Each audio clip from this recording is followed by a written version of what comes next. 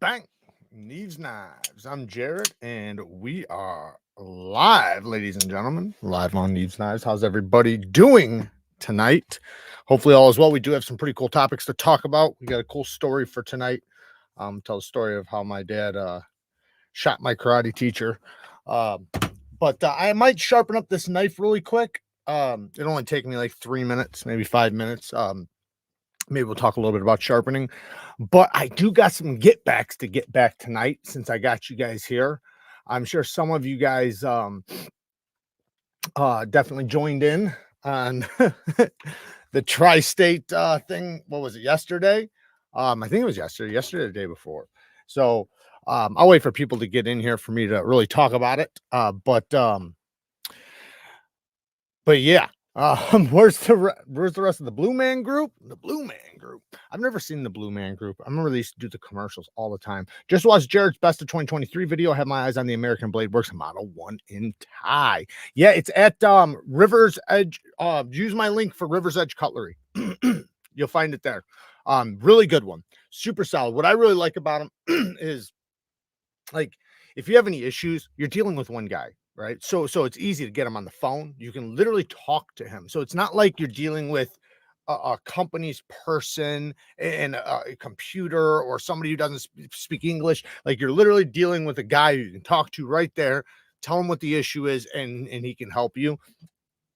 And because he's doing it all himself, it's not like he's relaying the message to somebody or anything like that. He just, he'll do what needs to be done to make it to your liking if there's an issue.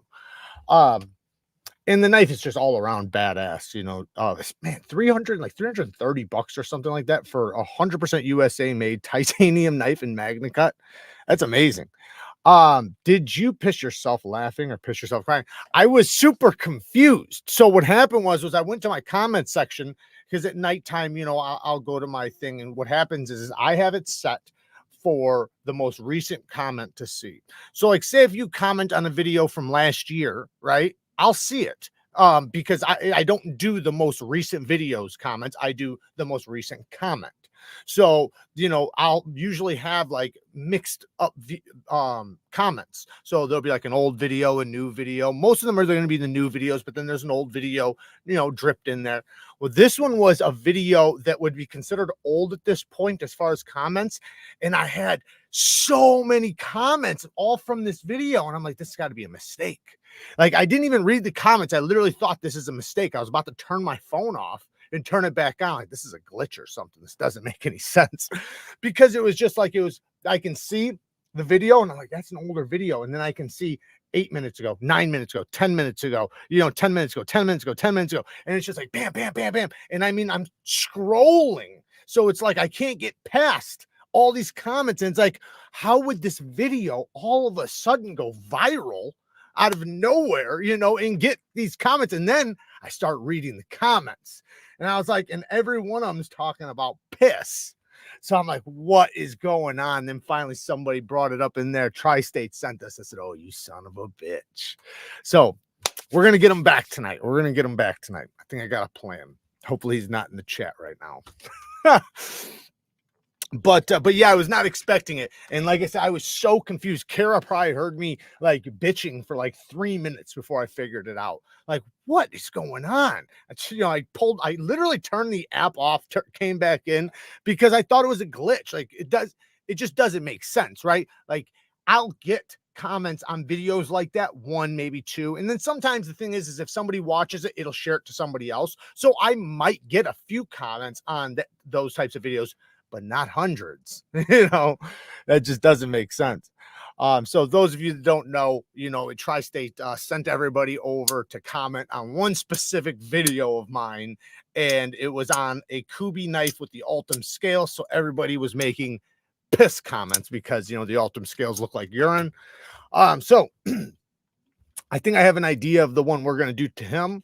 Let me see how many people are in here before we even talk about it.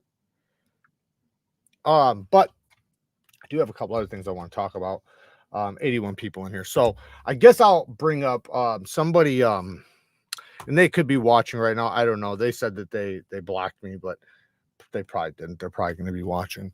But somebody that I guess watched the channel and was and I normally don't do this. Like, listen, like people comment stuff all the time to me. I don't bring up your guys' comments if you guys talk to me in private. And I wouldn't even be doing this if it wasn't the way it was, right? But and I'm not going to say his name or show it or anything like that. But somebody contacted me, and I'm going to sharpen this knife up here in 1 second. But somebody contacted me and basically said that I used to look up to you for knife information, but ever since I came into your live and I heard what you said about your basically like about the women in your life and the way you look, I guess at politics or something, I don't know, something like that. Then he just went into calling me all the CNN, MSNBC names, like just like a bunch of, you guys know all the names, like calling me a misogynist and all this bullshit. And it's like, and I'm super confused because, it's like, because what he was talking about was me saying that I want my wife to listen to me. What fucking man wants to marry a wife that won't listen to him? Does that make any sense at all?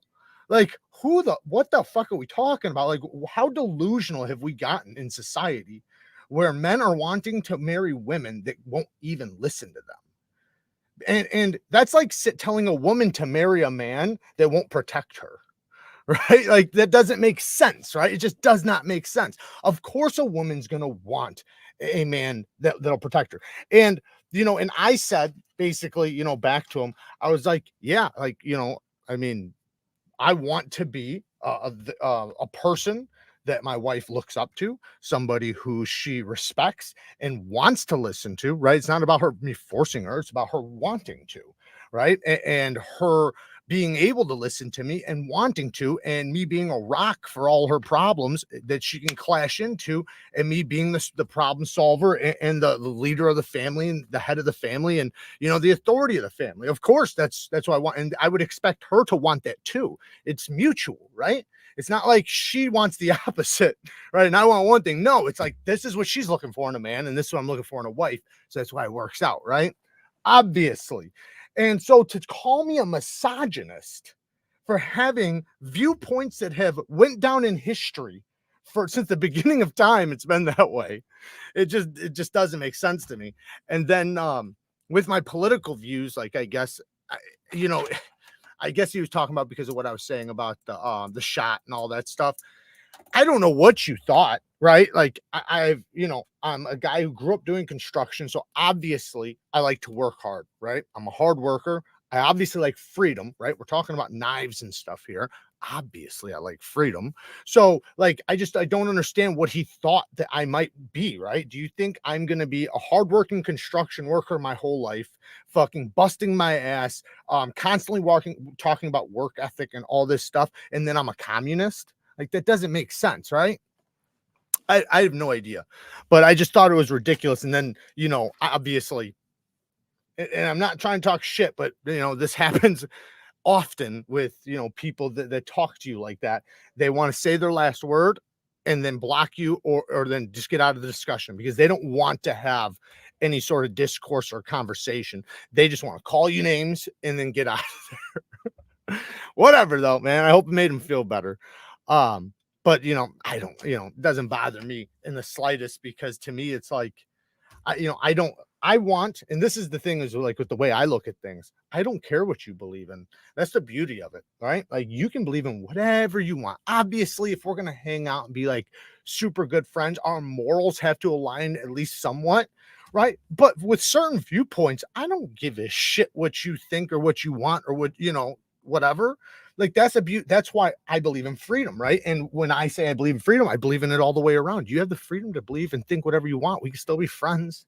Like, it just doesn't make sense to me to contact me and then be on the side like, no, I won't listen to you if you like to do something different than what I like. Bro, don't bother giving people like that credence or attention or talking about it. They're always, yeah, of course there is. I'm just talking about it because, it just happened. It's not, like I said, it's not a big deal to me.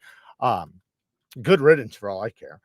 There's no shortage of trolls. You got thick skin. Exactly. Yeah, no, it doesn't bother me even not even in the littlest. I just, it's just a topic to talk about, and I do think, because I've had this happen a few times. Let me be clear. This has happened like a dozen times, probably a couple dozen times. And I'm not going to try to beg somebody to stay following me, right? Of course, I'm not going to do that. I'll plead my case, right? Because like the way he came in was like this is how, like, he was almost like putting it on me that the statements I made were negative, right? Rather than looking at them for what they were. Right? Like say me wanting to be the leader of my family and the head of my household, and be a strong man and a protector and a provider and all those things, right? And have my wife listen to me, because obviously I'm going to listen to her, right? It's going to be a mutual fucking thing. Like, what are we talking about? Like, that doesn't make sense. Like to call somebody a misogynist for wanting that. I think 98% of all men want that. At least I would imagine. It's tough, being the leader of a household, a provider, a protector, and all that, if somebody's not going to listen to you. It just doesn't work, right? It doesn't. That's like, and I'm not trying to put a woman like as a child, but that's like a child doing that, right? How can you protect your child if they're going to just ignore, lie, run away from you? You know what I mean? And all these things. It makes it very difficult. But anyways, I'm going to sharpen this up really quick because it'll only take me a couple minutes. It's just a chef knife, or one of these VOSTEED. It's like a paring knife. It's like a large paring knife. I really like these though, but it has a little bit too much damage to hone it. I was going to hone it, but it's like, with the little bit of edge damage, it only takes me a second to sharpen up something like this, because the good thing about chef knives. And watch how I do this. Look, watch my body. I'm locked in with my wrist, and I'm literally just going to use my body now. But because these things are so thin, they sharpen up very fast.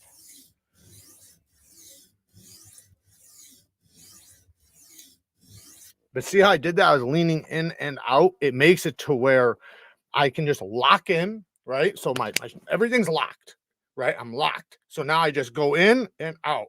In and out, and I might go dink with my elbow, dink. And hey James, thank you, brother. Appreciate the 5 bones. You don't have to say who it is, but am I reading this out loud? It was Todd Carr. Yeah, it was Todd Carr. That's who it was. I honestly don't know exactly who it was. They obviously don't come to my lives often. They came to one live, and I guess I don't know if people just have a perception of who they think you are, but it just, to me, it's like, how could you not guess like that I'm a freedom lover, right? Having a knife and EDC channel. Wow. You know what I mean? Like, in order to have this channel, you kind of got to want freedoms. It'd be pretty hypocritical for me to not want the government in my life and to not have freedoms, and to want to be a successful knife channel and stuff. Same would go like with firearms and stuff. But yeah, it's like, to me, yeah, I want the government. I've listened. This is the thing, is so many people will talk about having the government in their life that have never had them in their life, that have never stood in that fucking line, that have never sat there and had to go there at 5, 6 in the morning with all kinds of people that are fucking homeless and nasty, standing in line for hours on end, and then being shut down and having to come back and over and over and over to make sure you can keep the government's money. Like, that's fucking pathetic, man. And it sucks. And for anybody who's been through it, you usually don't want to be there.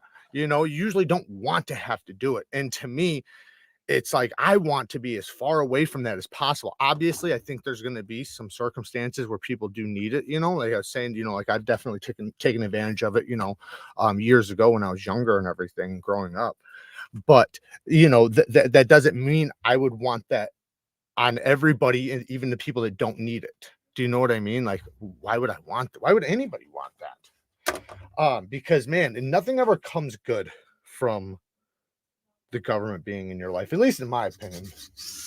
I think that's just gonna fuck you up. Not saying we don't need some social programs and shit like that, but usually it winds up just making things worse. And like I said, you know, it's like a lot of the people that are pleading for that type of stuff, they've never dealt with it. Not a day in their life. They don't have a clue even what it's about, or watching a neighborhood, because I've seen this a dozen times, watching a neighborhood go from a regular neighborhood to inviting Section 8 in, and what happens to that neighborhood. But, you know, not saying that Section 8 is bad. You know, I know there's people that need it. I get it. Trust me, I've been there, but it's not something you want long term. You don't want to be having them in your life for a long period of time, because they make it very difficult for you to get out. That's the thing. It's always just enough to not be able to get ahead. That's how it always is. You know, it's like when I had to use it for food and stuff. I think it was like, if you made anything over, and this is not that much, right? $12,000 a year. If you made $12,000 a year or more, you couldn't get it, right? But it's like, that's literally not, when you really consider like everything else, $12,000 a year is nothing when you're talking about food, you know, everything, insurance, bills, you know, cars, all those things, like, you know, phones, all that stuff. So, and then if you make $1 more than that, then it's going to get cut off. And then if you make even like something like half of that, they won't give you hardly shit. Like, they'll literally give you like pennies. So it's in your best interest to show up not making $1, right? That's the best way to do it, you know. But anyways, not that we should get down this rabbit hole. In the end, you'll be better if you can provide for you and yours. Yeah, absolutely. 100%. And it's so much more beneficial. Like, you know, one, you know, the hard work is kind of an investment in yourself and the future, and all these things. Whether you're learning, even if you don't have anything to show from it, you have the knowledge and the skill set and the abuse that's happened to you that makes you stronger and tougher. So, but yeah, I would say you want to keep that away from you as much as possible and do everything on your own. And I believe in that 100%. I don't even honestly believe in a lot of the things that we have to deal with now, like LLCs and everything, because it wasn't written in our Constitution that we're supposed to have that type of shit. We're supposed to have the freedom of work, the freedom to start businesses and stuff without any government interference. But whatever, it is what it is. Best damn thing is a job that provides hours and time for learning. Yes, you got that right. Anthony Kitchen, do you work in a kitchen? This thing's about done. Let me switch to this one. I went through it a few times because I had one little chip that I wanted to get out. I just used an Atoma 140, and Atoma 140, man, it just grinds through that steel so fast. Now I'm on a 300 grit diamond, but it's a 300 that's been used quite a bit, so it's more like 450. But it still has a ton of bite, and it still cuts really, really well. It's an ultra sharp. Ultra sharps are pretty affordable. You see how I'm just using my body? Anybody can do this. I'm telling you, like, anybody can grab a stone if you have a diamond plate right now. If you have a 300 grit diamond plate and a chef knife, and lock your wrist, put the edge on the stone, and start moving your body, and try not to go like this, right? Try to keep that thing firm so that when you're going across, it's like this, right? So you're not going like this or like this. You're staying locked in and just going like that. You will 100% be able to get a good edge. Now, and then the thing is that the more you do it, not only the faster you'll be able to do it, but the better you'll be at it. Like, you'll be able to hold it a lot better because you're so used to holding it.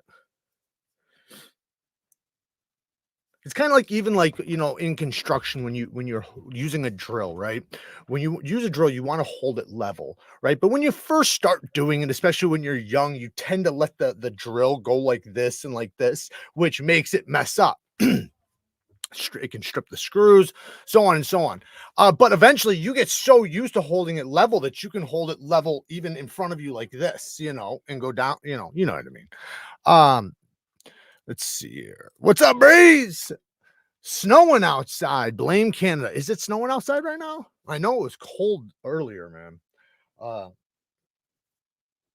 I welcome the snow. I mean, it's Christmas, so we should have snow. We had snow a few days ago, or like last week, but it was literally for like 2 days, and then it wound up melting, and on like the third day it got warm as shit. It wound up going like up to the 60s. But that's the way it is around here. You know, it gets weird in certain, you know, in the colder seasons, because it's like it always was. Like when I was growing up, it was like snow every winter, all winter. You knew like you were dealing with snow all winter, and like a lot of it. Like the past like so many years, it's been like wishy-washy, where it's like you might have a Christmas without any snow.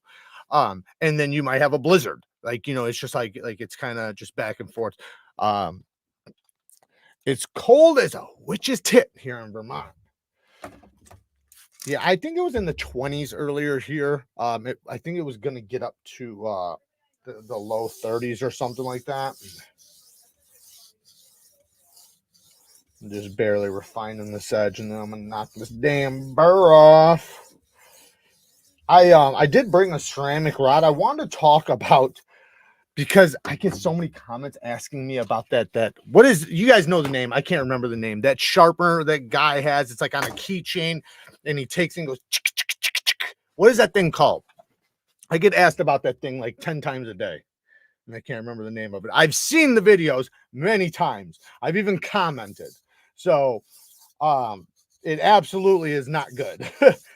I'm not saying there's not a place for it, but if you know how to sharpen, you would never use it. Ever, ever, ever use that thing.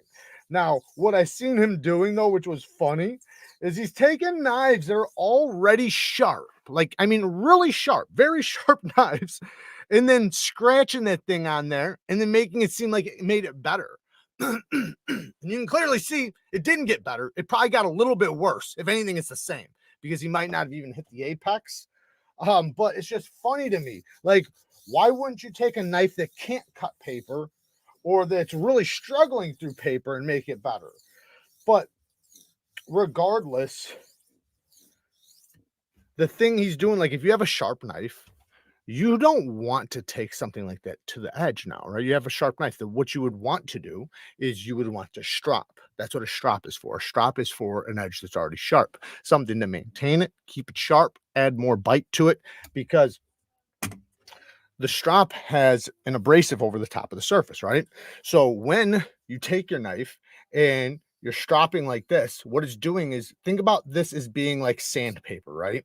You're taking and you're adding those little tiny scratches at the apex. You're adding new ones and refining the old ones and realigning the teeth that are off, right?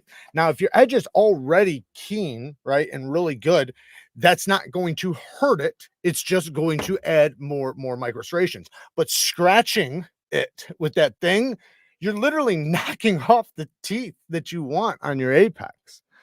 I'm talking about that little sharpener that all over the internet. It's like, I can probably find it right now. It's all over like shorts and reels, where this guy, it's like a little keychain thing. It's like, it looks like this, like a little keychain thing. And he takes it and he goes like this down the edge, and it makes the knife sharper. He's been to like blade shows and stuff. It's literally just yes, it's just a piece of carbide. Use a carbide insert. Wait, just use a carbide insert, heal a used one until it scrapes off the steel to the apex. Laugh out loud, it works in super emergency. Yeah, I personally, like, yeah, if you were going to use it, I would say that would be the only time, is maybe in an emergency, which would be very unlikely. But yeah, maybe in an emergency. But still, if your edge, if you know how to sharpen, you're usually not walking around with a dull knife, right? Because you know how to sharpen, so your knife is usually at least relatively sharp. And if you know how to hone and you know how to strop, when would you ever use that thing? I just don't understand it, because that is making an improper edge. That's what people got to understand. It's not making a proper edge, right? So like, let's hypothetically say it makes an edge sharper. Well, it's not making an edge sharper the proper way, right? It's doing it the opposite way that you would want, right? Because what you want is, you want your edge to look like a saw blade. You don't want the scratches to go sideways down the edge. That knocks the teeth off. So you're literally destroying your edge's possibility, any possibility of staying sharp. So what'll happen is, like, let's say it gets a little bit sharper, it's going to go dull instantly, like, because it doesn't have the serrations. It's literally like taking a serrated blade, right, and dragging it through something and knocking off all the serrations, right? That's what it's like. I'm pretty much done. Let me just create. Let me just finish this burr and I'm gonna knock it off.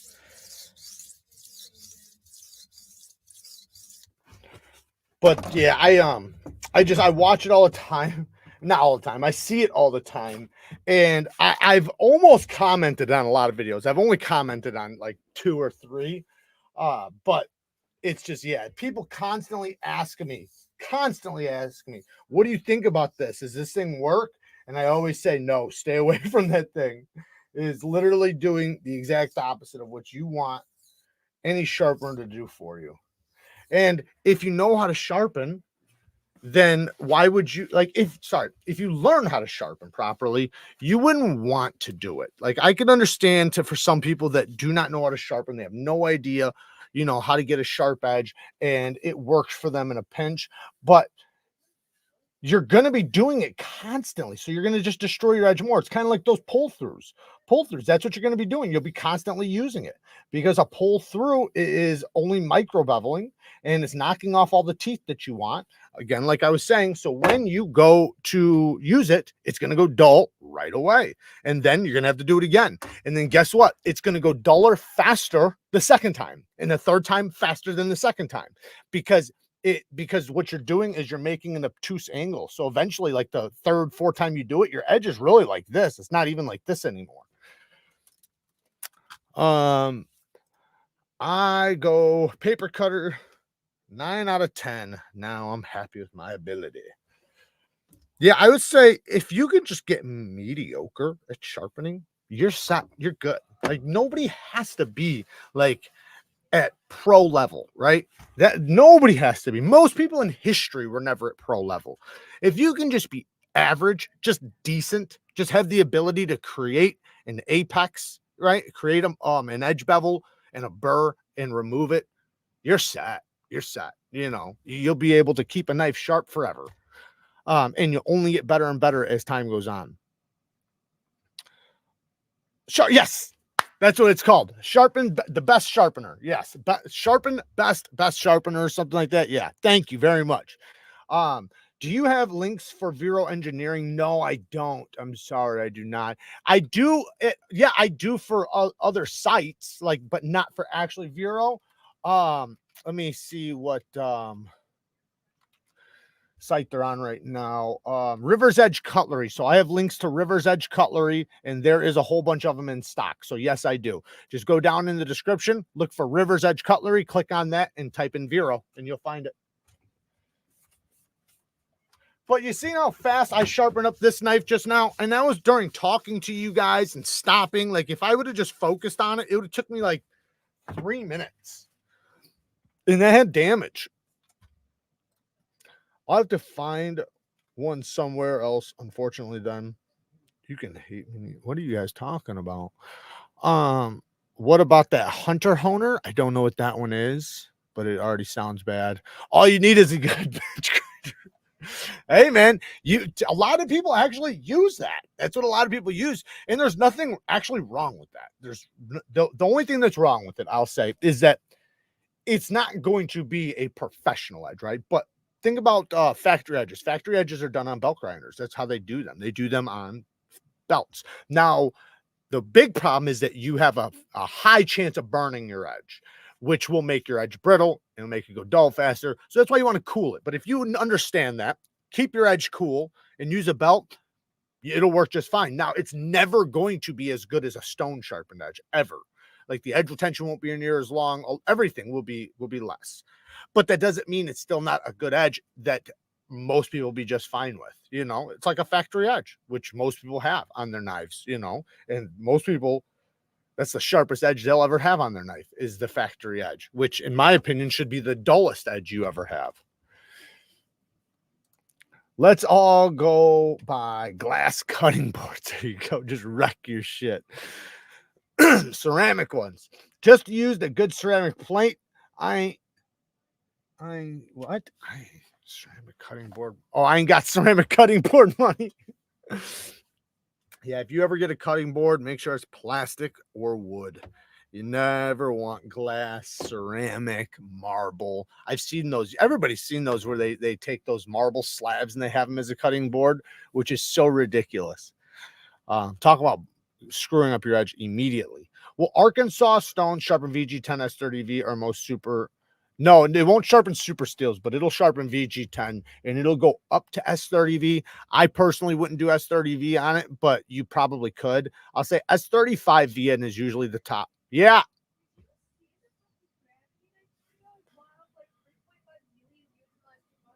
No. That's good. Yeah, well, because you know why is because I started doing the TikTok stuff. Yeah, I usually stop at S35. So I'll usually do up to S35 on natural stones and stuff, and then over S35, which S30V technically would be superior to S35, but it's really close to it, like they're almost the same. So you could technically do it, but I personally wouldn't do it. I would just use diamonds.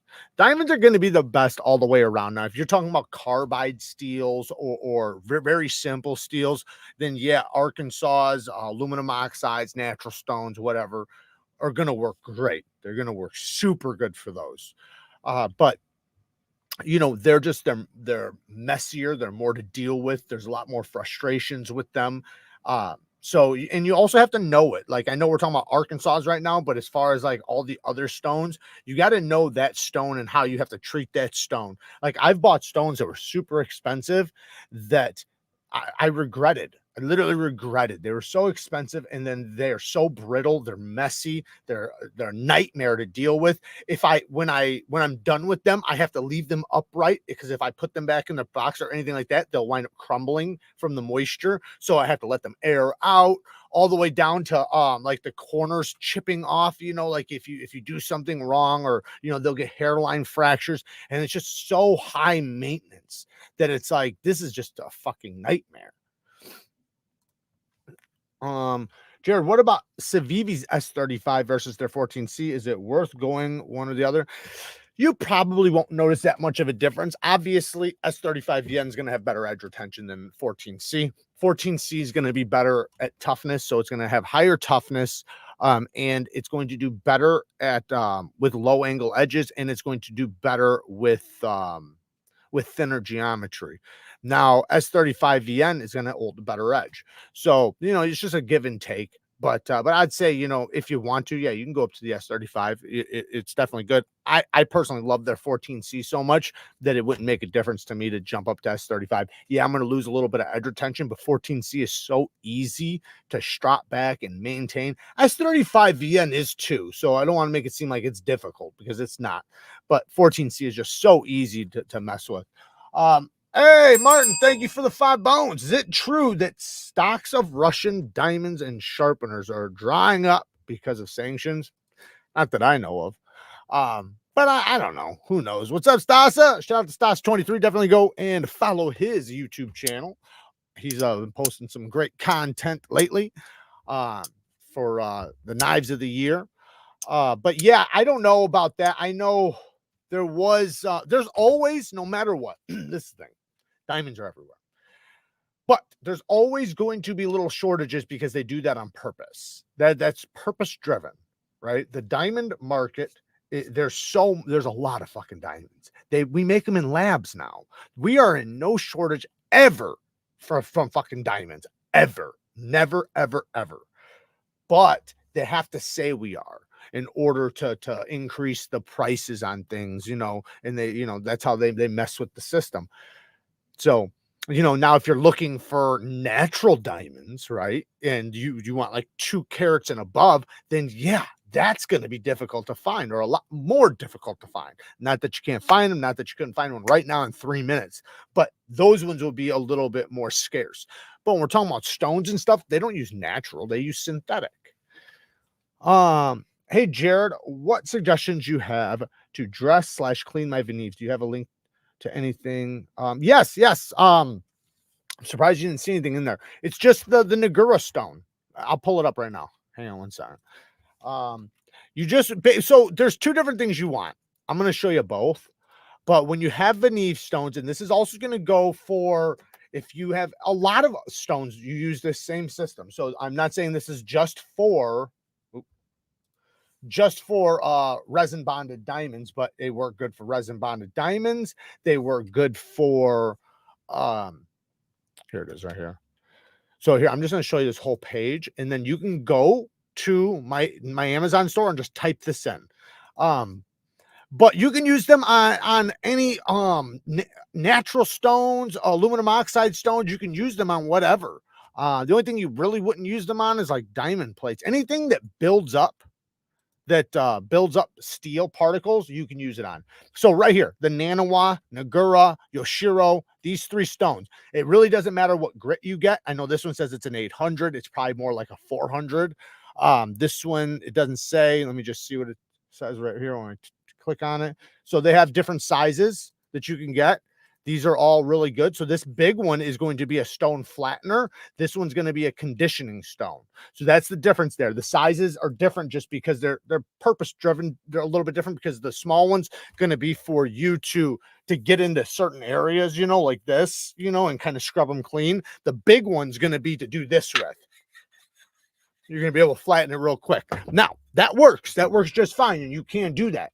The best way, and I'm talking about for flattening, you should still get one of these little Nagura stones. No matter what, you should always have one of those. They work for a lot of different stones. But getting silicon carbide powder with a sheet of glass, that you can flatten your resin bonded diamond stones in 3 minutes, like so fast. A stone flattener can take you longer if there's a lot of warping. Like, just depends on how much damage is done to your stone, and you know how warped or how dished it is, basically. But anyways, so you just go to the Amazon store and click in any of this. Just type in Yoshiro or Nanawa dressing stone, conditioning stone, something like that. All these. So here's a 6,000. That's going to be, you know, a really fine one. You don't need to go up that high. You can get 1,000 grit and below. That's what I would stick with. 1,000 or below, a 600, a 300, a 400. It's not really going to matter that much. The difference is going to be is a 200 is going to scrub it cleaner a little bit faster than a 1,000, but they're both going to clean it pretty quickly. But yeah, that's, you know, that's that's what I mostly recommend. But like I said, if you're using your Venives a lot, silicon carbide powder is affordable. Just, you can have a sheet of glass from your house. You don't have to buy it. Like, wherever you can find a perfectly flat surface that's hard enough to accept sand, right? And then scrub on top of it. Glass is the best. So if you have some sort of glass surface, marble surface, something like that, put the silicon carbide powder on there, just a little tiny cap full. I literally use a bottle cap. That's how much I use. And then a little drip of water, literally a cap full of water, and then scrub it around. I have videos on it, but I think it's alive. I'd say the workshop field sharpener is a good $30-some investment. Yeah, it's right here. Yeah, no, that's a great thing to invest in. I think everybody should invest in this. And it's got a little stash spot in there. And you can replace the plates, the diamond plates, when they wear out. Mine's lasted a good amount of time, but I use it for what it's supposed to be for. I've done some full sharpenings on it, but I use it for edge maintenance mostly. Any quick tips for hawk bills? Is there a specific diamond rod to buy or techniques to use? Sorry if you already answered. No problem. You can always ask. You can ask the same question 1,000 times. I don't mind. Yes. So I recommend just any diamond rod is going to work. So when you have a hawk bill, it depends on the recurve, how big it is, right? So like, say if it's very long, right, then you would probably use a 1-inch wide stone. But say if it's really sharp, then you're gonna need a round stone. So I usually recommend 1/2-inch stones or round stones for recurves.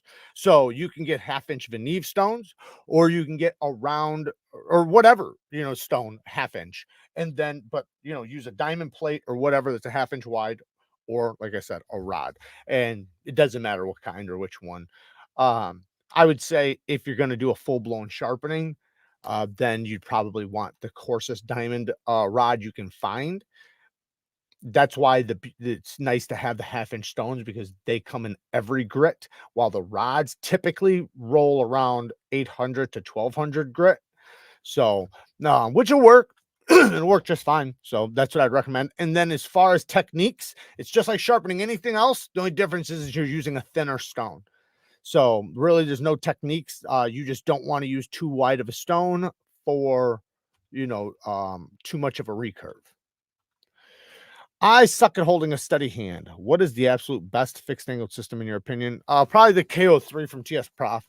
TS Prof KO3, then next the TS Prof Cadet Pro, then next the Pioneer, and then probably the HAPSTONE RS. And then from there, I'd say the Worksharp Professional system, especially because you can get the aftermarket stone holder and really upgrade that system. But the TS Profs are going to be the best. It's a complete metal construction. It's built, and all the parts are cut extremely well, so they're precision fit. And yeah, the Pioneer is actually pretty affordable. Now, here's the thing: with the Pioneer, their most affordable set. This is their most affordable sharpening system.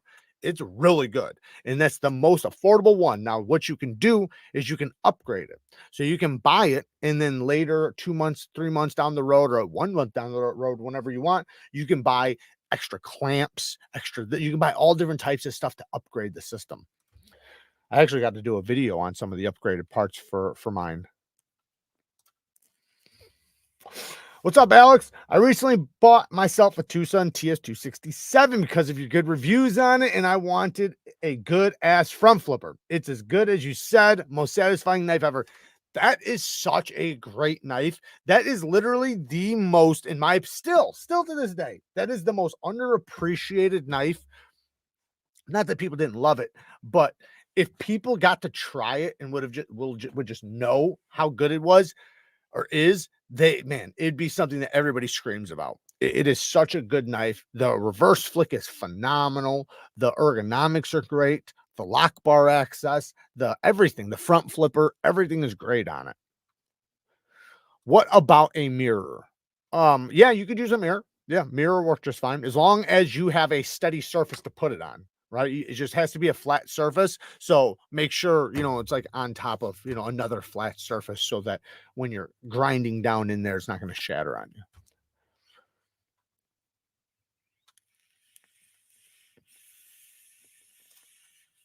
$60 to $80 grit is good.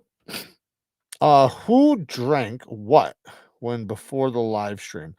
I would have to have a buzz to fuck with Jared, but yeah. Thanks, Anthony. Appreciate that. I'm gonna take that as a compliment. Now, so we're gonna go over to Tri-State's channel real quick, because we gotta fuck with him. So let's get our get backs.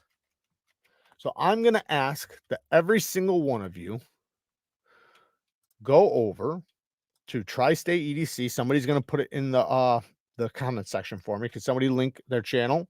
Curtis, give me 1 second and I'll get to your comment. So we are going to go to one of his old videos for sure. We want one of his old videos. So when you go to his channel, just go right here. Where the hell is it? There it is. Go right here to videos. So you see home. This is home. Go to videos and then scroll down. Okay, scroll down until you see. Let's do the Kubi, since he did me a Kubi. Let's do this one, the Kubi Royal. That's what it says on the thumbnail. Click on that video. Oh, hello. So everybody go there. Please, somebody link. I'll just do it.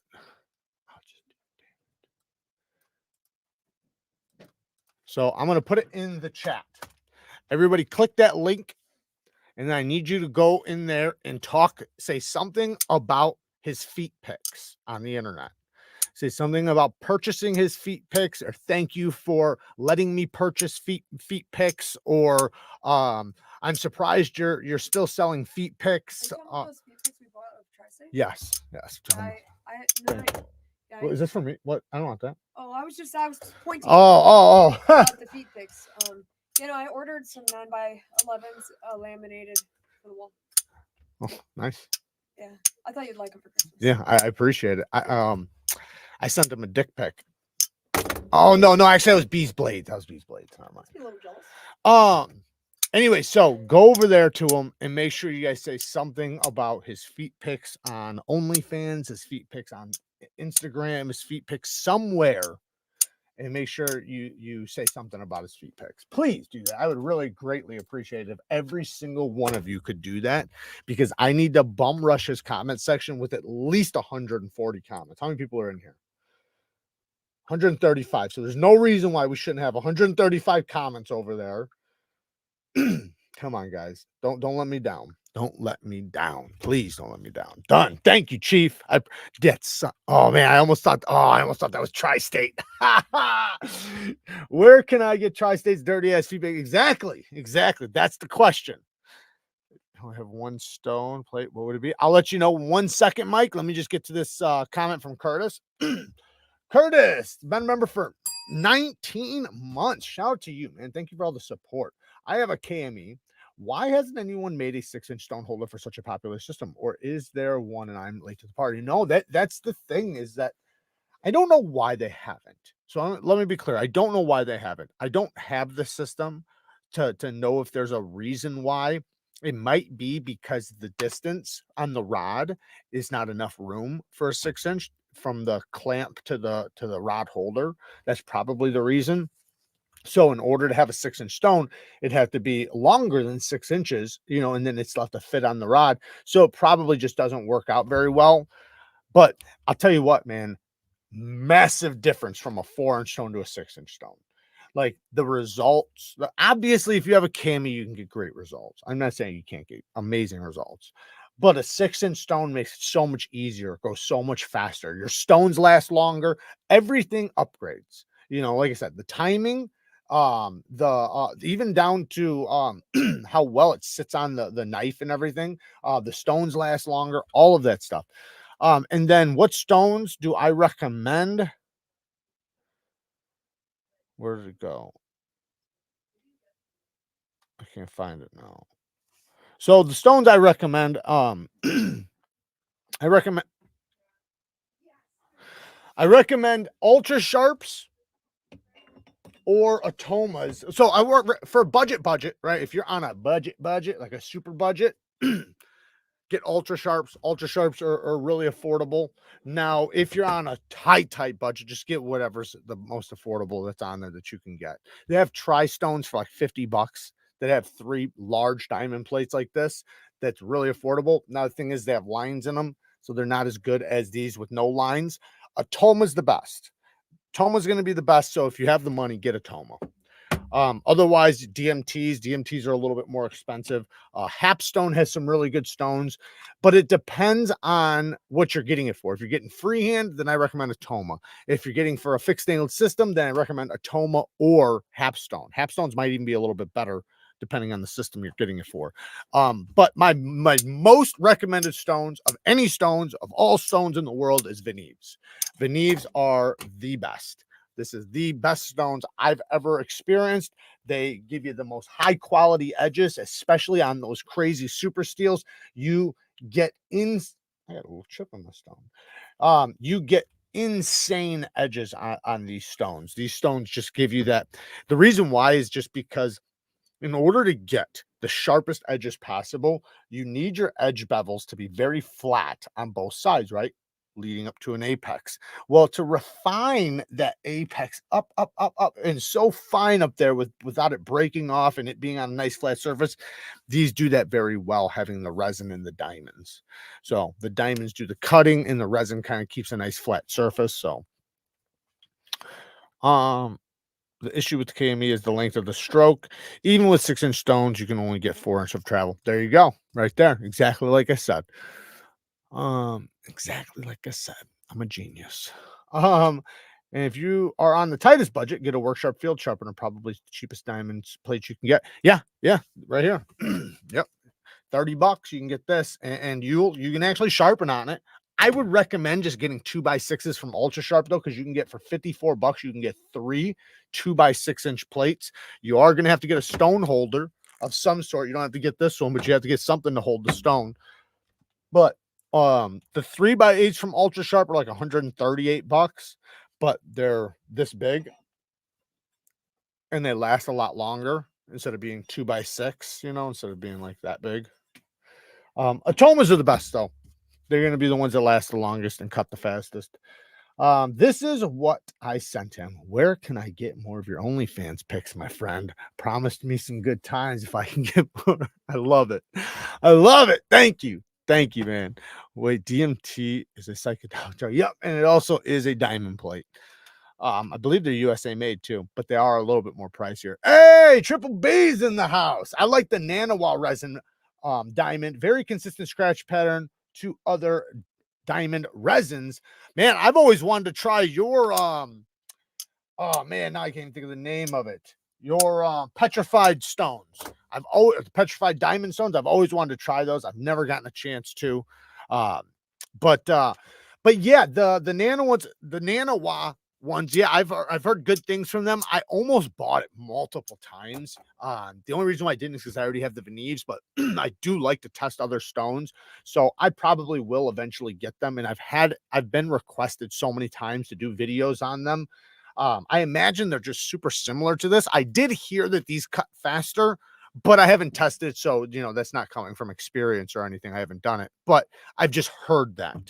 But you know, I think if because these are so expensive, I think the nanowas might be better for some people because these are getting a bit outrageous, to be honest. They were never as expensive as they are now. They're up there now, but it is what it is. And when you want the best, man, you got to pay for it. And that goes for everything in life, you know. You going to try and snag a Manix 2 and 4V for your collection? I don't know. I got that. Oh, I forgot to tell you guys. The Rex 45 Manix. There is a new one with a satin blade on GP Knives. It's going to be coming out here in just a couple days on the 19th. So they dropped it today, meaning you know about it today, but it doesn't drop on the site for you to purchase until the 19th. So if you guys are wanting, if one of you guys have been wanting to get the Rex 45, right, but didn't like the coated blade, they got satin versions. But definitely go and follow Big Brown Bear's channel too. He's got an awesome channel, man. He's just full of so much knowledge and information. Can you recommend a Ultim smelling cologne? A piss smelling cologne? Is that what you're asking me for?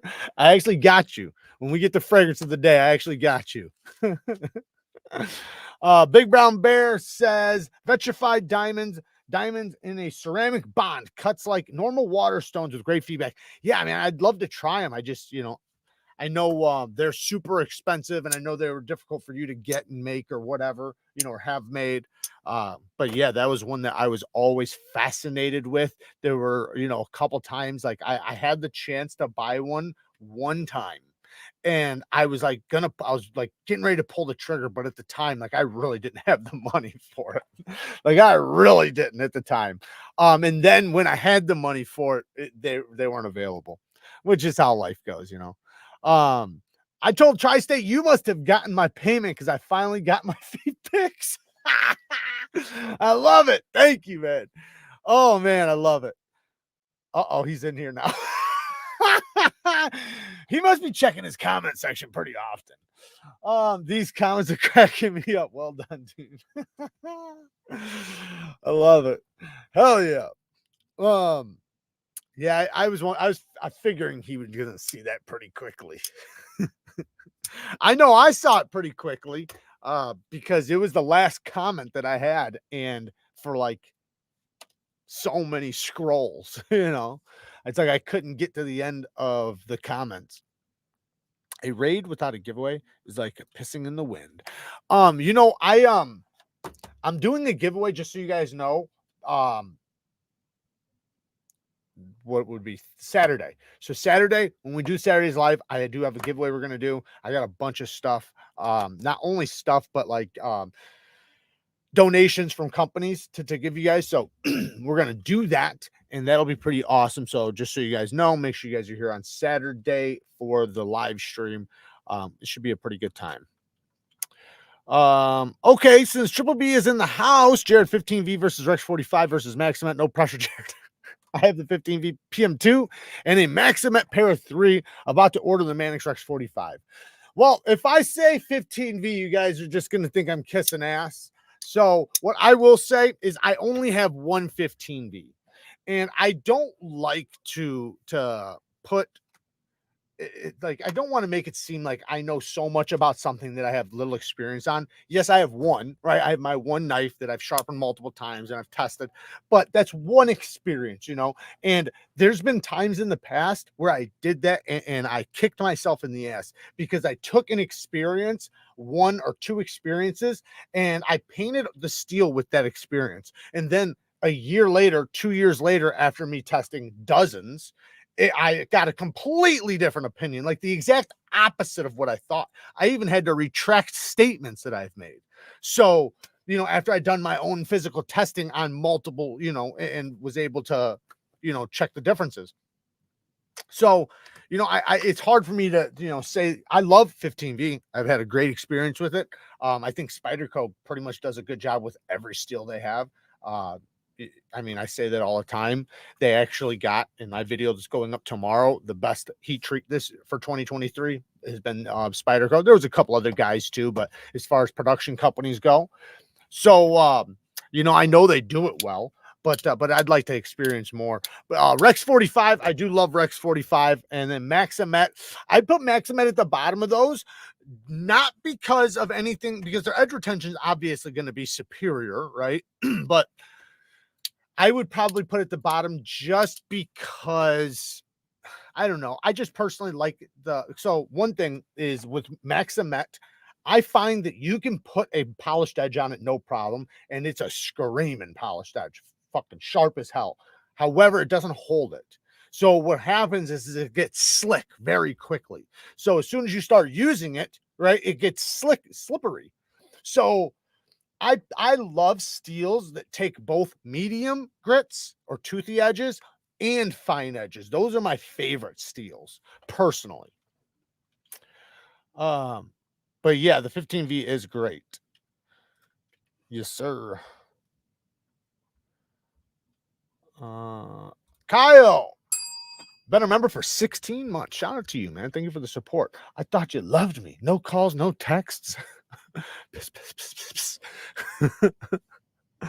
Would you recommend a mirror edge on Nitro V? Yeah, Nitro V is very similar to 14C. It takes a very good polished edge and it holds it very well.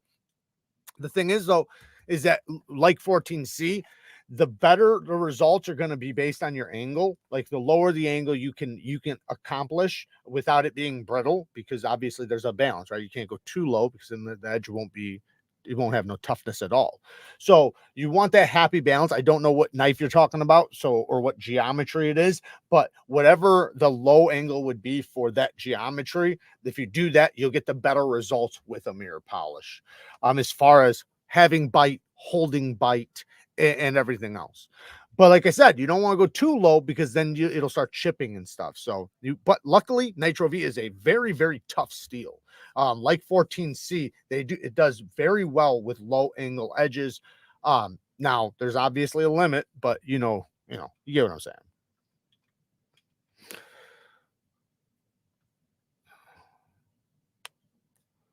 I didn't get my Coolix I won from the giveaway on Thanksgiving. No? Send me your information again. I'm sorry if you didn't get it. Wait, no, I'm pretty sure. Let me just see if I got the receipt really quick. I'll check right now. What would you have emailed me? What name would you have emailed me under?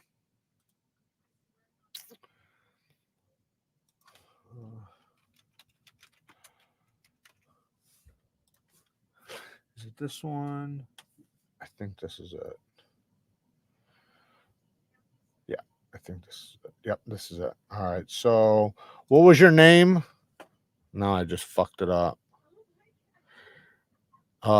Jay Blakey. What's your name that you would have emailed me on? Because I thought I got everybody's tracking right here. I want to see which one it is from you. Just let me know.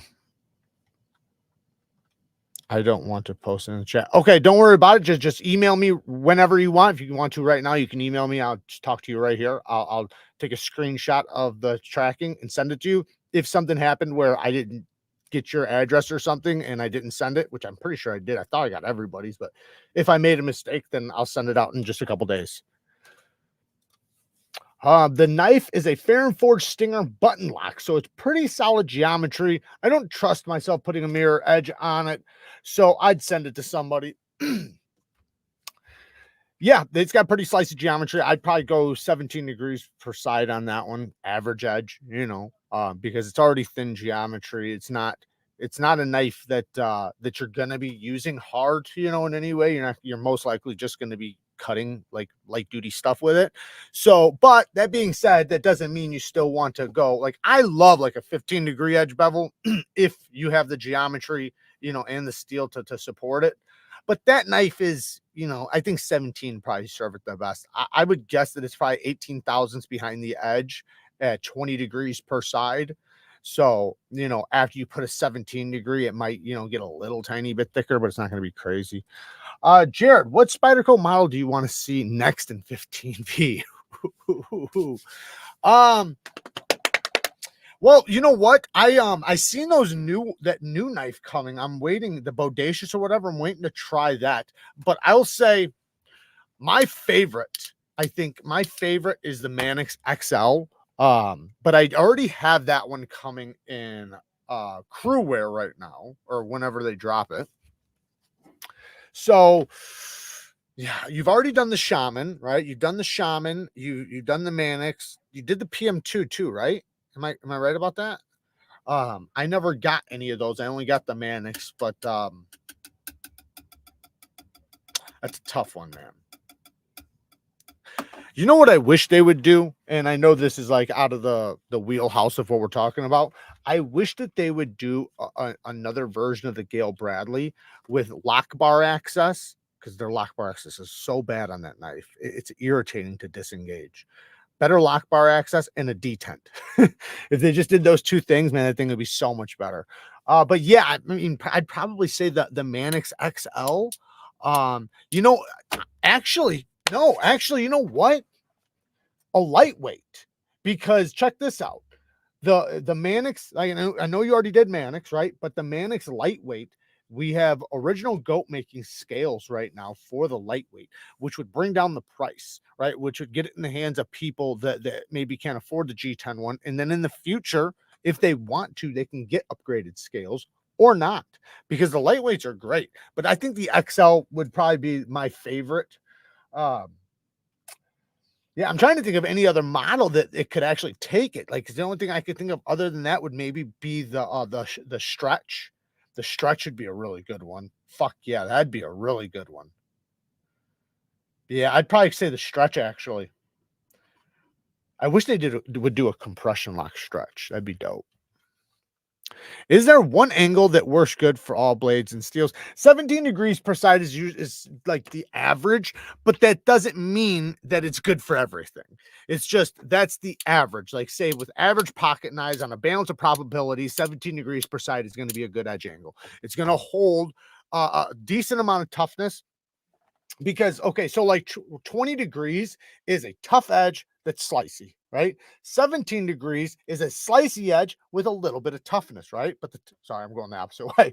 It's a slicey edge with a little bit less toughness, right? 15 degrees is very slicey, but a lot less toughness. Now you're getting basically no toughness, or a lot less toughness. You got a little bit. But the sharpness is, you know, through the roof. So like I said, 17 is that balance where it's pretty close, where you're giving up a little bit of toughness, but not enough to make anything bad, but it makes it to where you're getting more cutting performance. And when you're looking at what you're willing to give up, you're willing to give up toughness usually with pocket knives, because most of us are cutting stuff, right? Most of us aren't fucking chopping wood and doing stupid shit, right? Not saying it's stupid, so don't I've done a lot of crazy stuff with my knife, so I'm not saying stupid, but you know what I mean. We're not using it dumb to the point to where we're really damaging and breaking our blades to where we really need a high amount of toughness, right? So we're usually willing to sacrifice a little bit of toughness for some sharpness because we're not out hitting rocks, right? Now, if you have an edge that you are on a job site with, you know, and you might hit shingles or you might hit, you know, staples or nails or something like that, you might want a tougher edge. So there's just a balance, you know, it just kind of depends. But 17 degrees per side is usually the happy medium area. However, there's some knives I would way rather have a 15-degree edge bevel on. And even though it would be a hard use knife just because the geometry, like for an example, I'll give you a couple of examples. Spydercos. I love a 15-degree edge bevel on Spydercos. Hinders. I love a 15-degree edge bevel on Hinders. And many other knives like that. Because the geometry is thicker on the Hinders, putting a 15-degree edge bevel just makes it cut like a dream. Makes it cut so much better, and it has enough tough or enough strength behind it because it's so thick. So it doesn't really make it brittle. Same thing with Spydercos. Spydercos are typically, you know, it depends on which one, but typically about 20 degrees, you know, at the edge, about 20 degrees with their edge, you know, angle. So putting a 15-degree edge bevel, being this 20 degrees, you know, it still holds a decent amount of toughness. I personally like to do that on mine. So for a tougher steel, you can go for the slice here edge angle. It depends, but usually, but it does depend. The thing is you are getting you are getting more toughness. So it's tougher, right? But geometry is going to play a bigger part than that. It's all like, here's an example, right? If I took the toughest steel in the world, the fucking toughest steel, and I put it on a super thin blade, right? It's not going to be nowhere near as tough as the weakest steel, the most brittle steel that's super thick, right? So, you know, geometry is going to play a huge part, if not the biggest part, in toughness, in strength, and things like that. But yeah, you know, there's just some steels like, so 14C, Nitro V, 14C, Nitro V, and 14C, sorry, came from AEBL, especially 14C. 14C came from AEBL. AEBL was originally designed for razor blades. Razor blades are, you guys know, razor blades, they're thin as fuck. Now, it was also designed and made to be like heat treated on like a conveyor belt. So it's designed to be heat treated fast, rapidly, and, you know, and not have issues. So if it's being done in mass production. So it's a steel that's designed already for blades and thin geometry. That's why it does well with low angle edges. Now there's still a fall off point though, right? Like just because it's a tough steel doesn't mean it can't be chippy, right? You put too low of an edge angle on there, with too fine of an edge, and you're hitting stupid shit, it's gonna chip. Byron Kennedy, yes, Spyderco did release a 15V Mule. The 15V Mule was after the folding knives. What's up? Hope everyone is having a good week. Thank you, Joe. Appreciate you coming in. What time is it? 38. Did you get any of the new Microtechs? Did they drop? I didn't even see them drop. I mean, if you're talking about the ones that were literally on Blade HQ yesterday, I did not. I probably would have if I seen them drop, but I didn't see them drop. Are they already gone?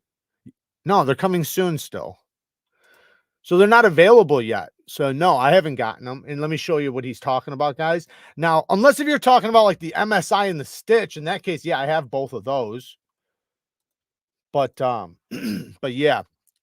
Well, they have the non-serrated one, but the LUDT, I think what did they change on that one?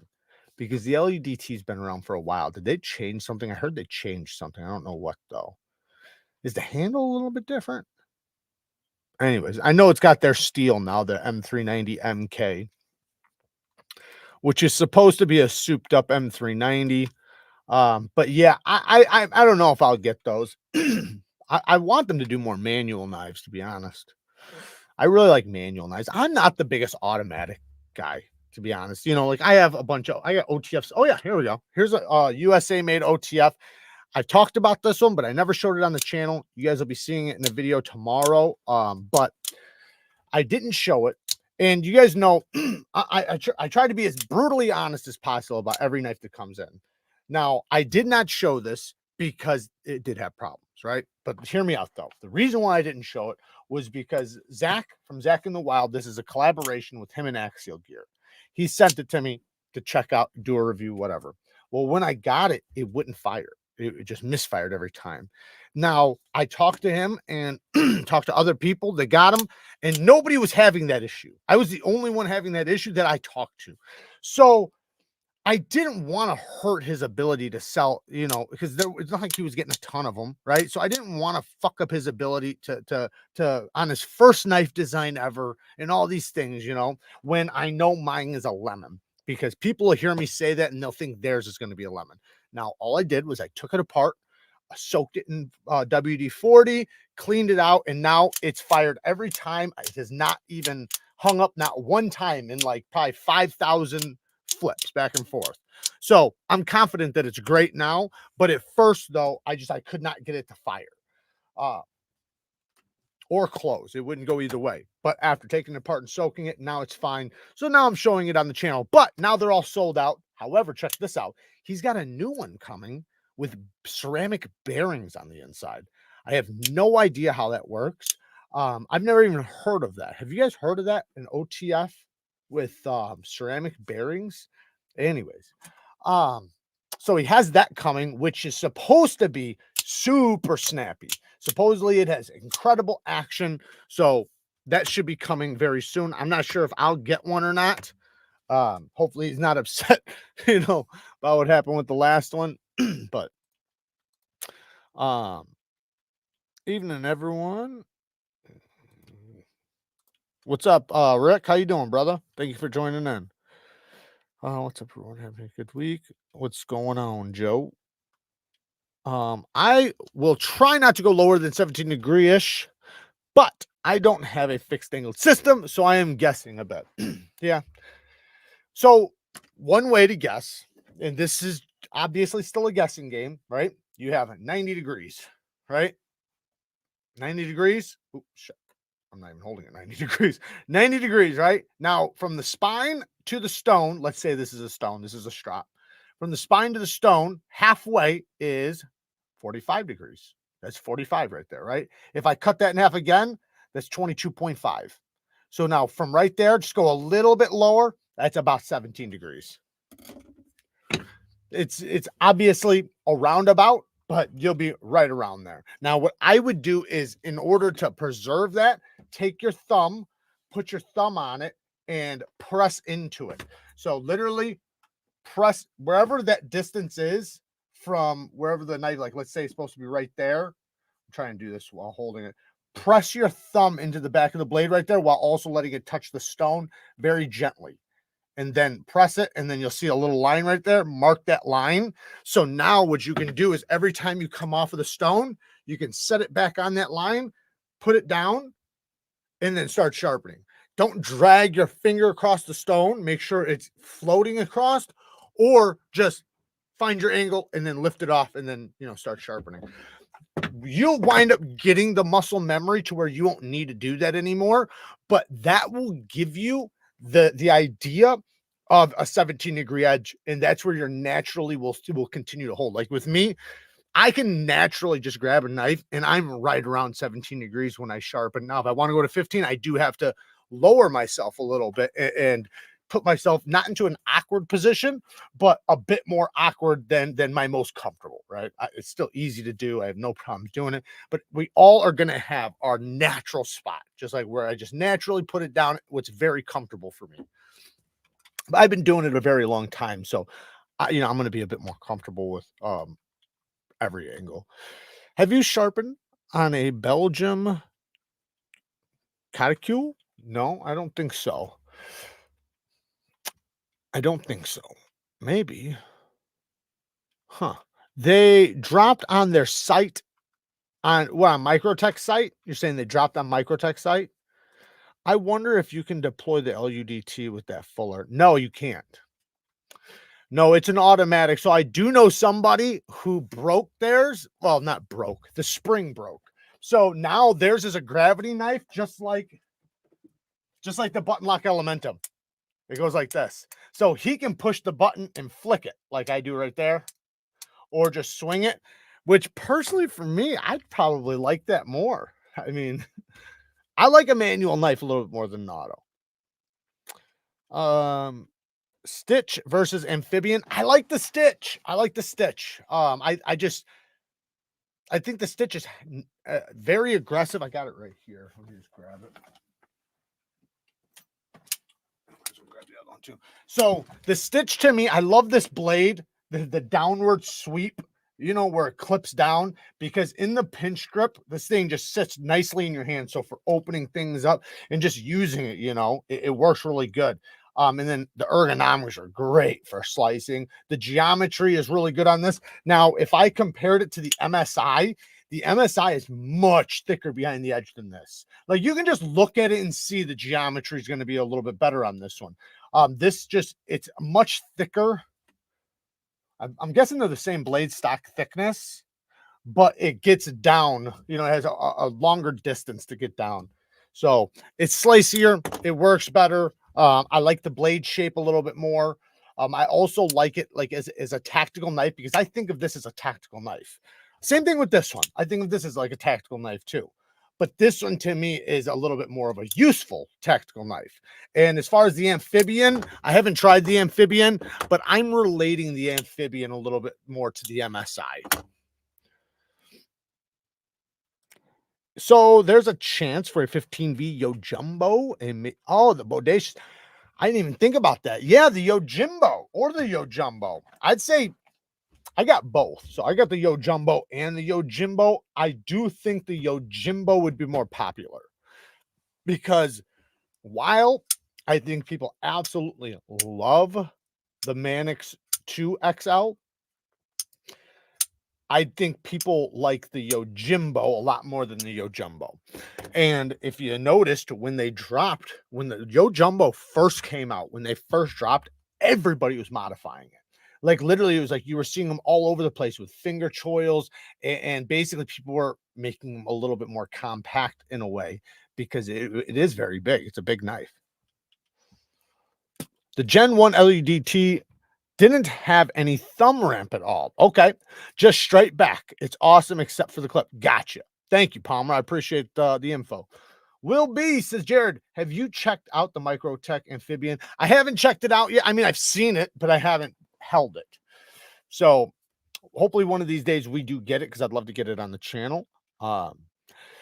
You know, I like Microtech, what they do. You know, I obviously have my criticisms, you know, of some of the stuff that they do, but I still love, you know, their products, you know, and that goes for a lot of companies that I'm very critical over. You know, just because I'm actually, the fact that I am critical shows that I like them, you know. My first hinder came in today from Smoky Mountain Knife Works. Blue Espanto harpoon, loving it, but thinking about a hollow regrind. Hey, I don't blame you, man. I do not blame you on that one. I haven't done mine yet. I have a slicer that I thought about doing that on, but my slicer is so much more slicey than my regular ones. I have like, I think 5 or 6 different hinders, and XM18s. I have 2 and then 2 24s. And I've thought about sending in my regular XM18 3.5, the non-skinny one, the fatter one. I've thought about sending that in and getting a regrind, because they are thick. You know, when you're really wanting to cut stuff, that's not usually the knife you're going to grab. Now, I will say, putting a 15-degree edge bevel on that son of a bitch makes it cut a lot better, like a lot better. That's what I got on my XM18 skinny. Massive difference in cutting performance. I wouldn't even change it. Like, I'm going to keep that edge angle on there. As much as I like Benchmade and the lock system, the biggest flaw and weakness to me is the Omega springs. Why can't they redesign the lock or make a better spring? Thoughts? So you know, listen, I'm not trying to knock Benchmade right now, so do not take it that way. But I think that they have the weakest Omega springs out there. And I say that because I've gotten, I don't know, I've probably snapped like 4 or 5 of their Omega springs, right? Every time I've ordered the Etsy ones, right, for $6.99, $7, I got it. I can link them right now from Amazon. Actually, you don't even have to go to Etsy. You can go to Amazon. Those never broke on me. I still have some of those in my Benchmades right now that have never broke. But the Benchmade ones have broken. Now, I'm not, maybe that was me. Maybe there was something in the knife. Maybe there was something wrong. I don't know. But Omega springs are very easy to replace. So they're very easy to buy. And then from a lot of the other companies, most companies are sending extra Omega springs with the knife now. Not all, but a lot of them are. But yes, I agree. I would love to see. That's why I also, you know, I talked about, you know, having like, which they've already done now, but when I was saying it, it didn't exist, but having a locking system that was similar that used a coil spring, right? Well, they do that now, right? It's all over the place. There's, you know, there's the ram lock, you got the ball lock. Well, the ball lock, you know, that's a little bit different, but still similar idea. And then what's that one? The Snex lock, like all that uses kind of that type of spring. Can felons carry autos? It depends on the state and city you're in. So for me, I'm in Illinois. So no, I can't. No, I can't, because I can own them. I just can't carry them. In order to carry automatics in Illinois, at least in Chicago, you have to have a carrying license or I think, I don't know if it's just an FOID card or a carrying license, but it's one of the two in order to carry an OTF. So, or an automatic. So that, you know, that hinders me right there. It's not even the felony that does, it's that I have to go back to court and fight to get my rights back. So, which I'm going to be doing.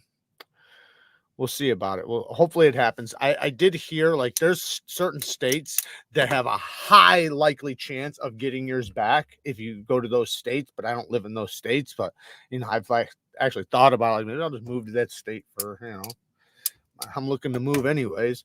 Marking the finger is a great tip for newbies like me. It is. It's a really good tip.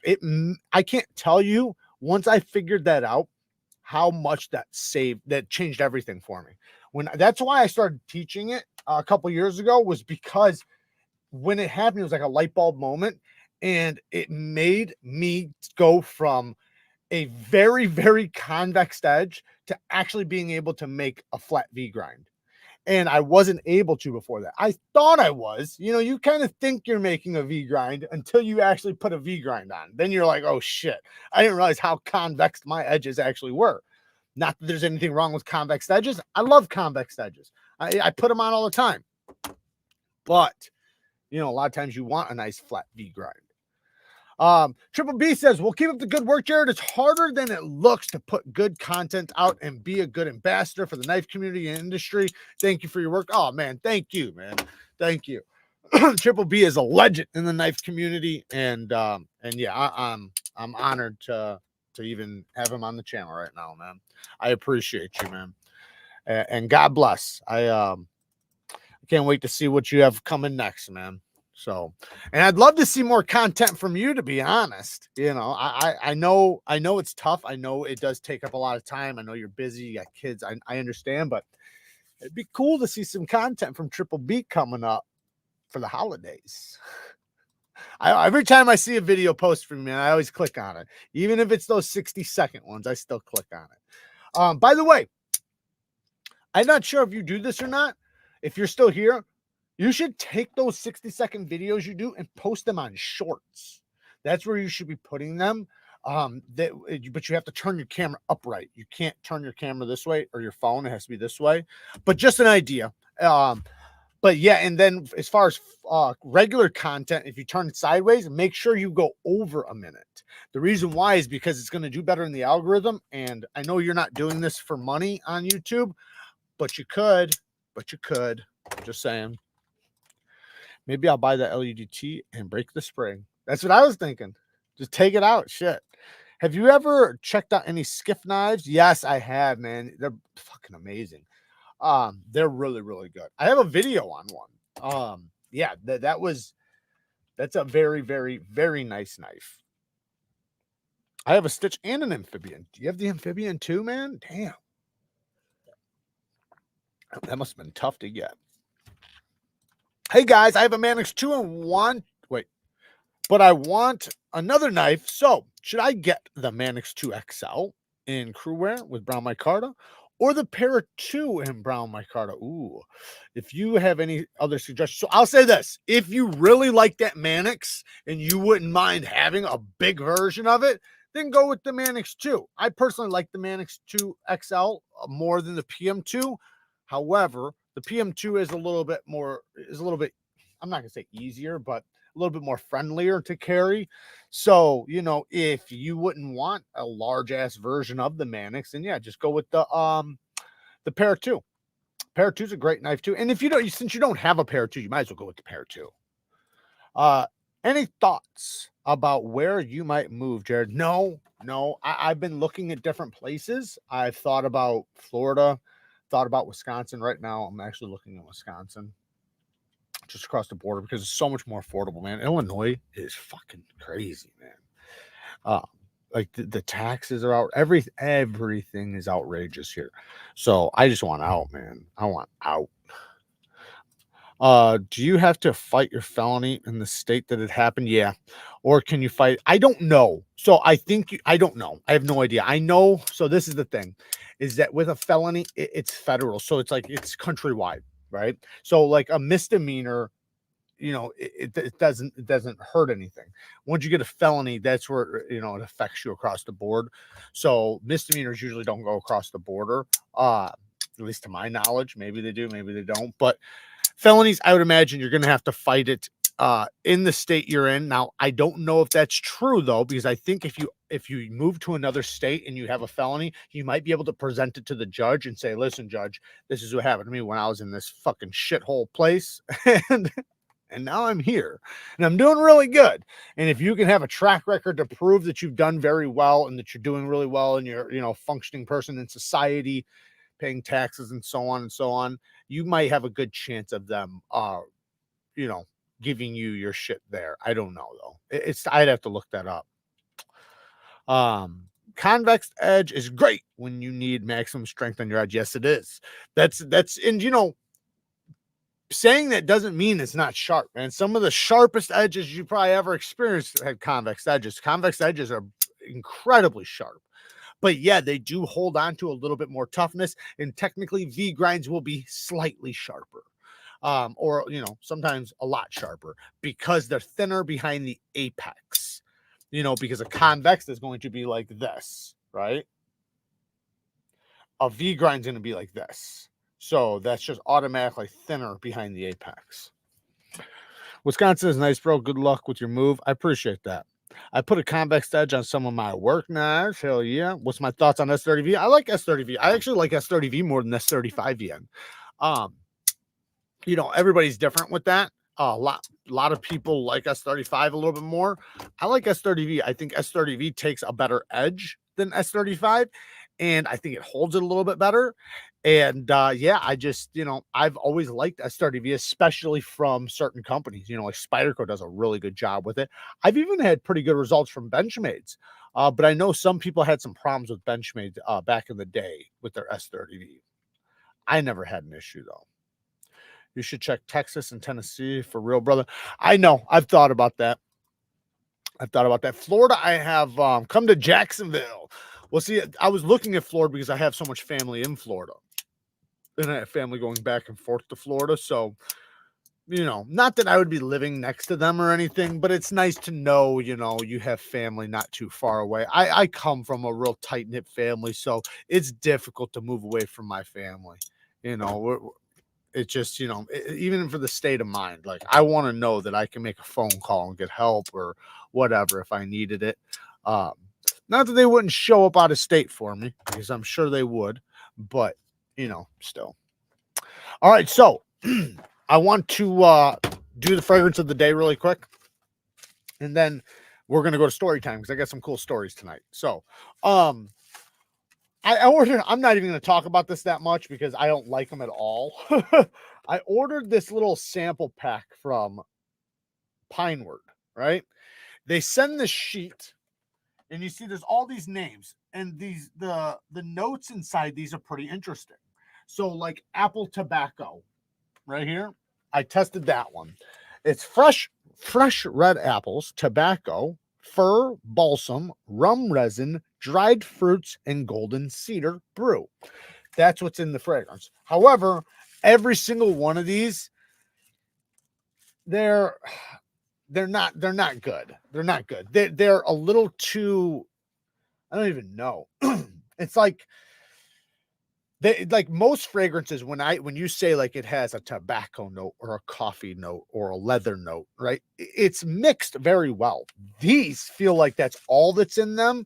And so when you smell it, you're like, holy shit, that's like almost obnoxious. Like some of these, and then some of them, and like they're super thick. But yeah, some there was a couple that was good. This one was really good, but it's not listed on the thing, so I don't know what's in it.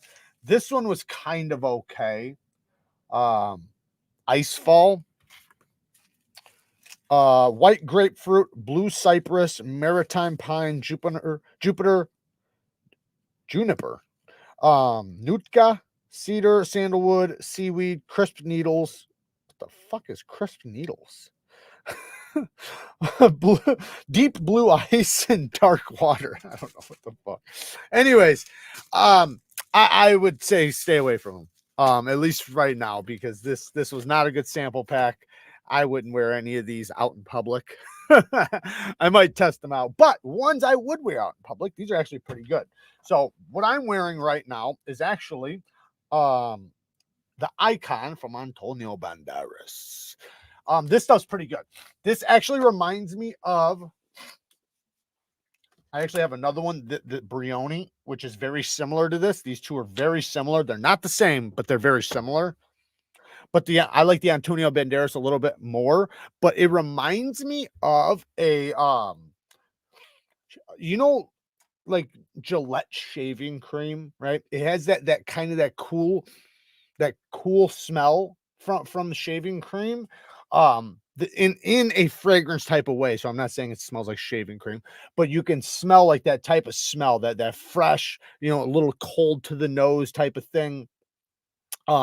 Super fresh. And yeah, it's a blue fragrance, so it's like a shower jelly type of fragrance, where it smells like, a man's body wash or shampoo or whatever. Really good though. I'll pull up the notes here in 1 second. I'm liking it, and this is so affordable. That's why I got it. Now, the Brioni actually has a magnetic top, so this one's a little bit more higher quality, but I think it actually goes a little bit farther on the side of shaving cream.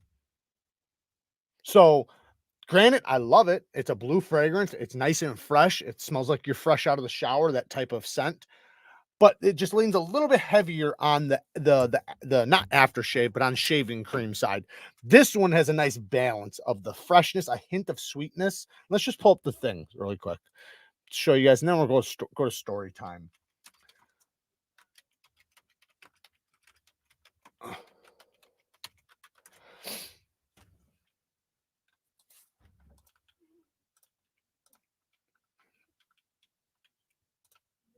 All right, here is the notes. Let me pull this down.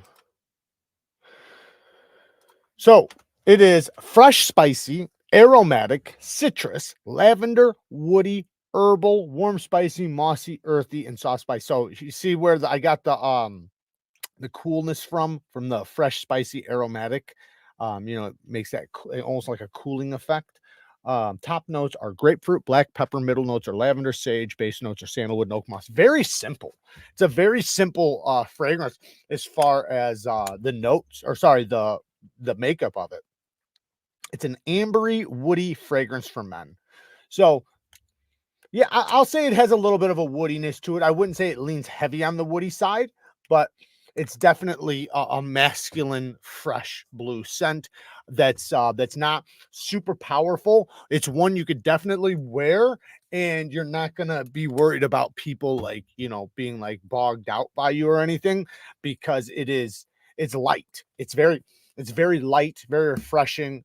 People are gonna smell you, but they're gonna smell you and they're gonna think, oh, this guy's freshly shaved. This guy's fresh out of the shower. He's clean, wearing deodorant. That's what they're gonna get from you. They're not going to sit there and be like, what fragrance are you wearing? They're going to just think, you know, you're fresh and so clean. Who is too young for that reference? What reference? I still wear the George Morrison. That one? I don't know. I guess I'm too young for that one. I don't know that one. I tried. Oh, you tried Dolce and Gabbana. Did you do the light blue intense? Because there's light blue and then light blue intense. The intense version, it's very similar. It's the same thing basically, but the intense lasts longer and is a little bit stronger. The Aqua di Gio, 1 Million Lucky, Ombre Leather, and one of my favorites, Prada Carbon. Hell yeah. I like the Prada Luna Rosa. That one's really good. But yeah, all of those are bangers. The Ombre Leather, you know, I like it. I like it quite a bit. I do think it leans a little bit on the lipsticky side, you know, just a little bit, but that does go away pretty quick. It's just right when you first spray it, you kind of get that, but that quickly goes away, and then you get the sweet leather, which I love. So that is a great fragrance. All of those are great. And you got Game Time coming. Good for you. I got Game Time coming. Your last recommendation was great. Thanks. It's going to be, I don't know what the last recommendation was. I think it was it the Dylan Blue? Which one was it?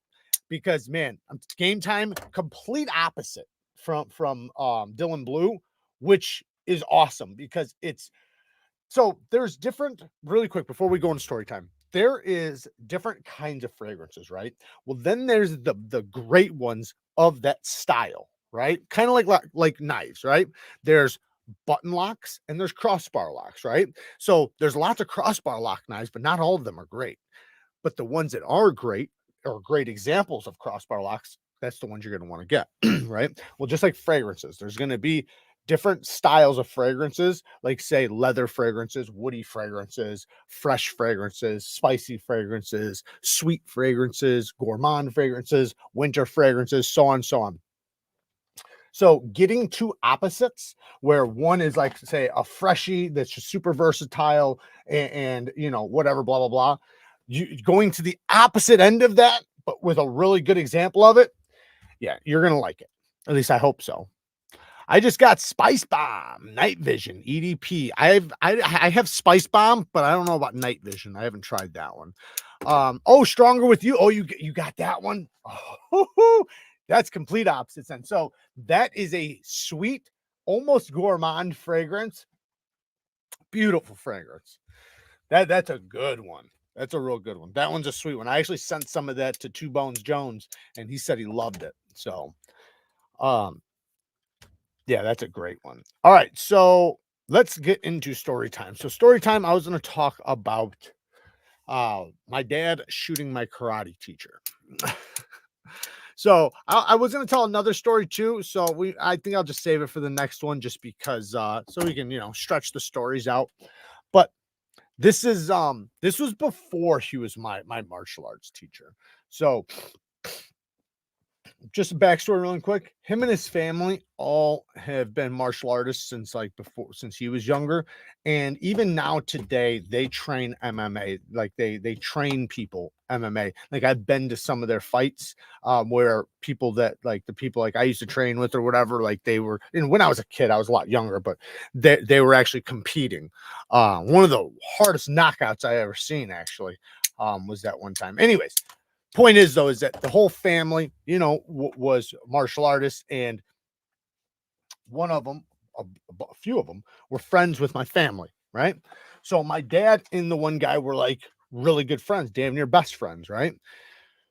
So my dad and him were like staying in the same place together or something. This is, you know, like obviously years before I was born, or like a few years before I was born.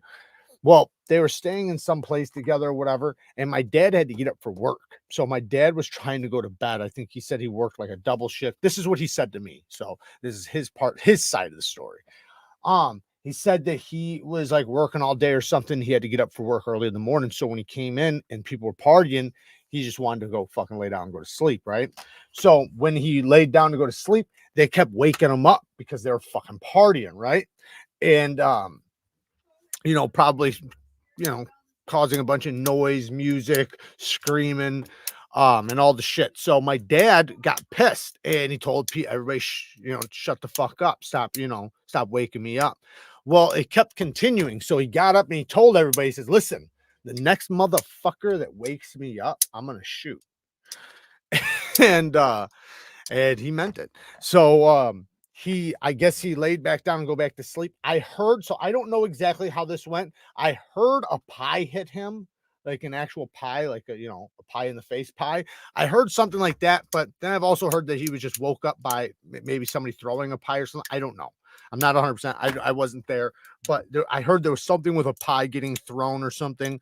But he jumped up and grabbed, it was I believe it was a black powder gun, and he shot him in the thigh.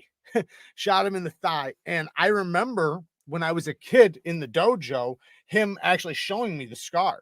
And it was like, it was just right on his thigh. Nice, good scar. But yeah, pretty crazy. And then years later, he was my martial arts teacher, but they were still friends. There wasn't no hard feelings or anything. It was, back then there, even with me and some of my friends, some of the crazy things we've done to each other, there was never hard feelings afterwards. It's just kind of the way you got. My bedtime story, it's 10:08. Hey Jared, will you like the springs for bench? Oh, link the springs. Yeah, I'll grab them right now. I'll put them in the chat.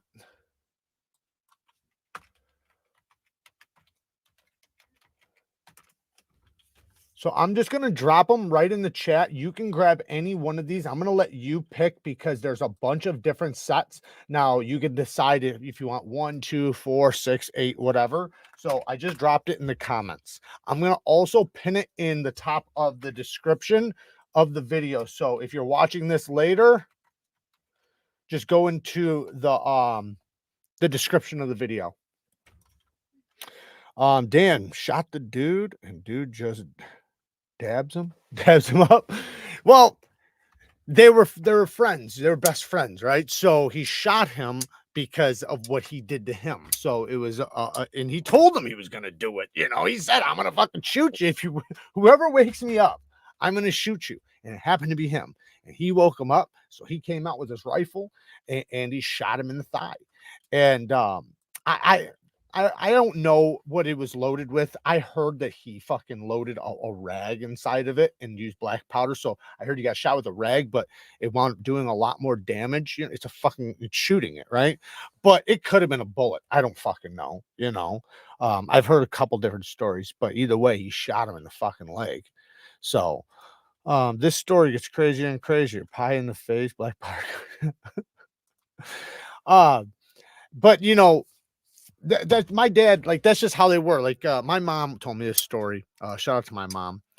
Her and my dad were going out to a cabin, right? And this was like the first time she was like going somewhere like with him like this, like camping. She really didn't even want to go, because she trusted him, but she didn't yet, Anyways, so he's with his actual best friend who wound up being the best man at his wedding with my mother. And they were out at this cabin thing, right? Well, the best friend was sitting at the table or sitting outside the door, something like that. And they were listening to the radio, right? Because you're just out in the middle of nowhere. They got a cabin, they're chilling. He's with his girl, my dad's with my mom. And, it's just like a couples kind of thing, right? Well, the radio keeps fucking up. It keeps losing like service or whatever. And he winds up going crazy, or not crazy. He winds up freaking out, pulling his fucking gun out and shoots the damn thing off the table or whatever, right? Fucking shoots the radio for not working. And my mom freaked out. My mom had never seen nothing like that before. My mom was, naive, young, and, and fresh. So she never seen no crazy shit like that. So she was like, what? This guy's got fucking mental issues. Like, think about what she's thinking. She doesn't know my dad very well, right? And he's obviously going to protect her and stuff like that. And the guy didn't mean any harm by it. I know the guy very fucking well. He's an awesome guy. But, just is what it is. Anyway, so she freaks out. My dad was like, don't worry about it. We'll get him back. We'll get him back later. So later on at night, everybody has to go to sleep, right? They go to sleep. And what he did was he waited till morning and he got a bucket. I don't know where he got the ice from. I don't know if they had it stored, but he grabbed a bucket of ice water. And they were in beds, those beds that everybody knows those beds. I forget what they're called. They fold up against the wall. What are those things called? I forget. Is it a canopy bed or something? It's called something. Anyways, the ones that spring up to the wall. So he throws the bucket of water on him and his girl and hits the thing and folds them up. So now they're folded, wet, soaked in ice water, folded in this damn bed and freaking out, screaming, trying to get out.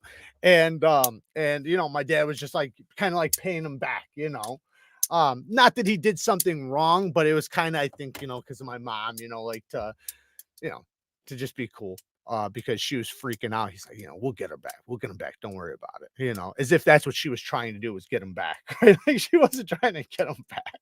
She was trying to get the fuck out of there. But yeah, it's just the way he was, man. It's just the way he was. Anyone have the Pena Alacran? No, but I've seen it. Not in person, but I've seen it. It looks pretty damn awesome. I'll tell you that much. It looks like a nice, it looks like a good sized pena, and it has a nice clip point. Like, so it's like a long clip point. It looks really cool. Guns is just a tool, just like a hammer. Sometimes you want to break something. Either one works. It's true. Yes, it is. Yeah, I definitely had my fair share of shooting shit. Yeah, he got me to one time, my dad, because these kids, it was my little cousin, and he was with all his buddies and all these little girls. So it was like a bunch of girls and a bunch of boys, like partying and hanging out. They built this shack, right? They built this basically a fort, but like for like teenagers. So like they're drinking and partying and having fun in there, right? Well, they built this little thing out in the woods because my family does all kinds of construction. So they got the windows, like literally real windows, full construction. Like it was a legit little house, right? They built it out in the woods and they ran a fucking power or an extension cord all the way out there. So they had lights, they had everything. And they would go out there and fucking party all night, right? Well, they're out there and you can hear them out there, right? And my dad's like, hey, he's like, you should take this gun and go over there and scare the fuck out of them. I was like, what? He's like, yeah. He's like, go over there. He's like, and start shooting it off next to the thing. He's like, scare the fuck out of them. I was like, that is kind of a good idea. So I grabbed it. And what I did was, my plan was I'm going to go over there and I'm going to act like I'm somebody else. So I snuck up to it, got all the way up close to it, and then I started screaming like they were on my property, because technically this thing is not on our property. Technically it's on somebody else's property, but the person's never there. They live, I don't even know where. They've never showed up. I think they've showed up one time in like 20 years. Anyway, so I walk up and I start screaming, hey, you motherfuckers, get off my property. And I start screaming, and you can hear them all just shut up. And I let off a bunch of rounds right into the ground, just right in front of me, so nobody could get hit. It was like, bow, bow, bow. It was a judge. It was the 410 45 long Colt Taurus judge. And so I rang off the shots, and you heard everybody get so quiet. And now they're trying to abandon ship. They're trying to run, jumping out of windows, running out the door. And I'm like, because of their reaction, obviously I knew they were going to react this way, but I was laughing so hard I was almost crying. It was so fucking funny. Like, I wish back then, I wish I wouldn't have. I would have never recorded that, but damn it if I could have recorded that. It'd have been so funny. Shit, my little cousins, the same ones I'm talking about right now, they recorded themselves going on top of people's roofs and doing ding dong ditch and recording them coming up chasing them. They were literally on the roofs while they'd have another friend go up and ding dong ditch. And I don't know how they got up on the roofs, but obviously it's not that hard to get on a roof. And they would ring the doorbell or knock on the door and then take off running, and would try to get the guy to see them so that they could chase him. while the other kids recording. Well, they wound up getting caught one of the times, and you see the guy catch him on top of the roof in the video camera, and they tried to deny that the camera was on. They tried, it's not on, because the guy kept saying, turn that fucker off. He's like, it's not on. He's like, yes, it is. But yeah, kids, and but yeah, I was always trying to stay away from cameras, but now that I am on camera, I know. Well, one thing, it can get you in trouble, but it's for the things that won't get you in trouble, the things that you're acting or whatever, right? Because a lot of the people that are on, they just pretend like it's a joke, like it's an act. You can almost get away with anything if you just say it's fake, right? Like, trust me, there's a lot of fake shit though. 90% of stuff on the internet's fake. First of all, 90%, maybe even like 95%. But for some of the things that actually are real, the way they can get away with it is they just say it was satire, it was fake, like it was all made up, even though it really wasn't. Girls and boys in a shack. It was actually called the Crack Shack. That's what we called it. Is this the origins of the Love Shack? Nope. That was the origins of the Crack Shack. The Love Shack was down in the basement. Everybody had wet pants. Exactly. Yeah, they were definitely pissing their pants. They were so scared, so terrified. Because I did it right. You got to think this. The thing is 12 foot by 8 foot, right? Maybe a little bit bigger, maybe a little bit smaller, but right around there, right? The doorway has. The door is not like it's like a door, but there's plastic and stuff, and it's got windows. So if you're right in front of that door, it's going to echo in that fucking thing so loud, it's going to hurt their eardrums, right? So it's not like they're gonna hear it at a distance. They're gonna feel that shit in their chest when you shoot it. So, and I shot it right next to the door. So bow, bow, bow. So it rang in there so loud to them that they almost felt like they got shot. Oh, fuck. Oh, man, I wish I could have recorded that.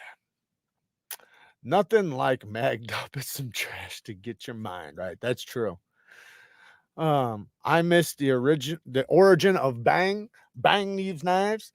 I don't know if there was an origin of it. I just started using it. I think Kara did it the first time, and then I just kept doing it or something. I think it was originally I don't remember, but I was just trying to come up with an opening. That was the biggest thing. Everybody had their thing. Like Slicey Dicey, he had hello Slicey Dices, right? Stas said everybody had their thing. I needed my thing, right? So like Nick Shabazz. What's Nick Shabazz's? I forget now, man. Damn it. But he has his own too. Everybody's got their own. So I needed something, and I went with that. Shell shock him. Exactly. I use Aqua di Gio. I use Aqua di Gio is what I wear. That's good shit. I think that if you like that, there's a lot of other fragrances that I think you'll like even more, because that has a simplicity and a timeless scent. And there's a lot of scents that are very similar to that I think you would absolutely love. Like even like this, the Icon, this would be considered something like that, I gave up on my thing. Felt cheesy after a while, but mine also sucked. So mine was kind of cheesy too. And I did get a lot of comments like, like, what were you, 12? Right? I got tons of stupid comments like that. I didn't care. I just continued doing it. I stopped it. I haven't been doing it lately just because I don't know. I felt like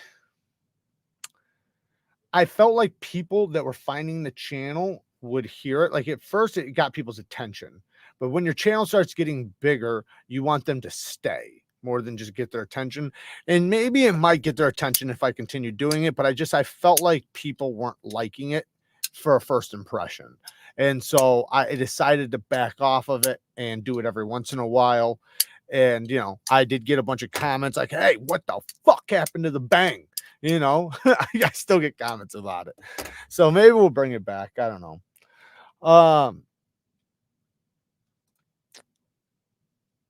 Greetings, YouTubians. Oh, yeah, yeah. Is that what it is? Greetings, YouTubians. What the fuck? Cool water. Yeah, cool water's that's definitely an old one. It depends on which one. I did hear, I haven't tried it yet, but I heard they have a new blue bottle that's really, really good. I'm thinking about buying it because I've heard it's gotten hyped up. You've been doing the bang less now. Yeah, I have. Best gym fragrance, that is Dolce & Gabbana Light Blue Intense or Versace Pour Homme. Pourhomme. Those are the two best. So Versace Pour Homme or Dolce & Gabbana Light Blue Intense. The blue bottle of Wave is also really good, or Michonne Wave. It's very similar. So those three fragrances, Michonne Wave, Dolce & Gabbana Light Blue Intense, and Versace Pour Homme, they're identical, like pretty much. But I think Versace is the most affordable one out of the three. Oh, just ordered my wife some Parfum de Marly. That's a great fragrance line. I've had a few of their fragrances, high quality fragrances for sure. That's the thing, is that, you know, there's a difference between, because there's expensive fragrances, then there's good fragrances, right? You know, which there's no difference really in the expensive ones and the good fragrances, but then there's high quality affordable fragrances. Well, those are just as good as the premium fragrances. They just don't have that crazy price tag. However, there are some that have a crazy price tag that are fucking really good. That's when clone companies usually take it and they'll bring it to you a little bit cheaper. But some people don't like that. Some people want the real deal, because in most cases the real deal is going to have better oils and stuff. But you know, fragrances are so affordable to make and sell. So, you know, there's already profits, even if you are selling it at the cheapest possible amount of money, right? So since the profits are so high on it, it's easy for companies to come in and cut you off. Well, not cut you off, but take your scent, put it in their bottle, and sell it to people as, you know, a clone for a lot cheaper. Thank you, Todd. Yes, we do have some new knives. Let's check that out really quick, and then I'll get you guys out of here because I do want to show you guys this really quickly. Might as well check it out. And I do have some cool videos going up tomorrow. Like I said, we have the giveaway. Hey, Shepard, hang on a second. I can't push the thing right now. Hang on 1 second, bud. So we got some new arrivals, as you can see. And we do have some stuff that's going to be dropping as soon as it drops from Neevekniveco and Civivi, I think tomorrow. So that will be going up. But as you can see, we got a whole bunch of new stuff on the site. Lots of Civivis, send cuts. I tried to get a lot of the stuff I recommend, some stuff that I really like. Now, we also got some new knives. Let me get to them. This is a really good one, guys. This Arc Blast, fucking fire. But here we got some Ziphiuses. If you guys are planning on buying a Nefarious, and this is, look at this. This is the Nefarious that I think people are trying to get. I think we only have a couple of them. Or sorry, the Nixuzia is what I meant to say. Nixuzia, the Nefarious, and the Ziphius. All three of these are absolute bangers. Some of my most recommended knives this year. Actually, the Nefarious is probably the best knife in my opinion. The Nixuzia, really close second, and then the Ziphius. I'd argue the Ziphius is right there with them. So all three of them, you can't go wrong with any of them. If you're looking for one of the premium best knives of the year, check out one of these three. I'm telling you, that's the reason why I got it for the site. Like I said, I am trying to only get things I like on the site. You know, I'm trying to stay away from things that I don't recommend, things I don't like. Obviously, if I get stuff on the site and I don't like them, I'm just going to tell you guys, right? And I have no problem with that. I have no problem with that. But I'm going to do my best to order and get stuff on there that I know I like. So with the Nixuzia, this thing, to me, I love this thing, man. The look of it, the grinds, the geometry is insane. The action is stupid. Then you got the Ziphius, which is equally as good. That harpooned Warncliffe blade is nasty, man. It is so cool and so useful too. Talk about a useful knife, man. This knife is just useful all the way around, and they do a good job on their button locks. Unlike some companies, they do a really good job. And then obviously the Nefarious, you guys already know, I freaking love this thing. Probably my favorite knife of the year. Thank you guys for the donations before let me find it. Shepherd, thank you for the 10 bones. Hey, bro, check out the SRM 238. Just got 2 and love them. There's a sweet mod I saw where if Omega springs break on the job, wedge a stick behind the lock bar in the gap and becomes a fixed blade. Yeah, you could do that. You can do anything just to stop the bar from going down, like wedging a stick or breaking a stick off in there. Yeah, that definitely works. But then you can't close it and put it in your pocket. You're gonna have to leave it open. Dave Goodrich, thank you for the 10 bones. He says, thanks, man. No, thank you, man. Thank you for the donation. And I greatly appreciate it. Shout out to Lacey. Lacey's in the house. Who else is getting Magna Cut PMP Alpha Beast? Ooh, I thought I was going to try to get some for the site. I'm thinking about buying like 3 of them for the site, so not a lot of them. So if you guys are wanting them, let me know and I'll put them on the site because I have the Alpha Beast Prime 3V. I don't have the regular Alpha Beast, and the Magna Cut one's coming. I'm gonna get one. I'll have one, but what I'm saying though is I don't know if I'll have any for the site because I'm separate from what we're putting on the site. The site's obviously stuff for sale. The stuff I get in, I can test. You know, they're for reviews and stuff. So completely separate. So I'm gonna have one, but I'm gonna try to get like 3 of them for the site. I don't want to get too many. Just because they are expensive and I hate for them to just sit, but I don't think they will because those usually go pretty damn quick. Those PMP knives and those Maxace knives are fucking badass.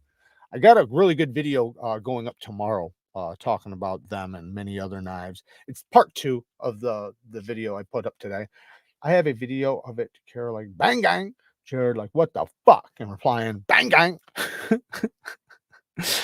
Let me pull up this knife that dude asked me to check out. What was it? The SRM 238 XGY. SRM 238.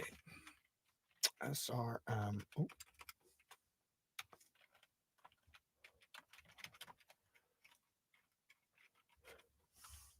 Oh, 238, not 9. Yep, I'm guessing this is it. Where'd it go? Do I have this? Oh no, I don't. I haven't seen this one yet. I'll try talking to them, see if they'll send it to me because they sent me some of their other ones. No, this one looks cool. I haven't seen this one. This is the first time I'm seeing it. D2 $60 though. That's tough. Oh, that's tough. Huh. Let's see here. 3.62. It's a nice blade, man. Beautiful blade. Looks great. I like everything about it. I'm just not a fan of that price. If it's really good, I mean, it's fine. I got the black one here. What's up with that back? What is that? Is that the same on the other one? Let me see this. What is on the back of this thing? You see that? Is this an integral? Is this like, you guys remember that, was it REALSTEEL? I think it was REALSTEEL that did the, I think it is, where they did the liner. It just went around like that. So it was an integral liner. That's kind of what it looks like they did. It's just, you can't tell. Where basically see the liners, how it's one solid liner. And what they did was they took the liner and they folded it. So the fold would be the back spacer. That's what it looks like. Surprised they're not showing us. Is that it? That's all the pictures. Anyways, they got some good knives though. They got some decent knives, very affordable. The backs are liners that are folded over. Right, there you go. Damn, I'm good. So good. See, I seen that shit through a damn picture. I remember I did a video one time, and this will be the last thing we talk about, and I'll get you guys out of here. I did a video one time teaching people how to find good knives or how to see like good things or bad things through the the computer or through your phone, because a lot of times people will be buying a knife and it's difficult for them to know if this is good or that's good or whatever. So I was teaching people from doing it so long. I was trying to teach people through a video on good indicators to look for, like how to check geometry. How can you tell if it's thick or stupid geometry, right? How can you tell about the choil, you know, things like that. Like, and I was showing all these little details, and yeah, it was pretty cool. It was a video that could have done well, but it probably didn't. Suggestions for the next live sharpening: maybe do a full convex edge sharpening. I could definitely do that. We did one not too long ago. I'll do it again though. I got a KIZER swayback in M390 and a Feistin 4V on the way with a mini bag lighter, all for around 130 bucks. Yeah, KIZER's got a fire sale going on. Jared, great story time, brother. Love the content and the folks in the Neevesknives chat family. Thank you, Rick. I appreciate you joining us. I keep trying to pinch zoom in your screen. Do you? But that's what you want to do when you want to like really look at it's, you know, the little details. You got to pinch zoom in and look at the little details, but there's little indicators that you don't, I didn't know right in the beginning, so I knew that other people wouldn't, you know, so I was trying to teach them. But anyways, I sent you a video on Insta of a guy getting a knife to a 5 on a bar system, and it seemed legit. I don't even understand how it's possible. I'll grab it real quick and we'll check it out, and then we'll get out of here. Oh, something went wrong on the Instagram, fam. Oh.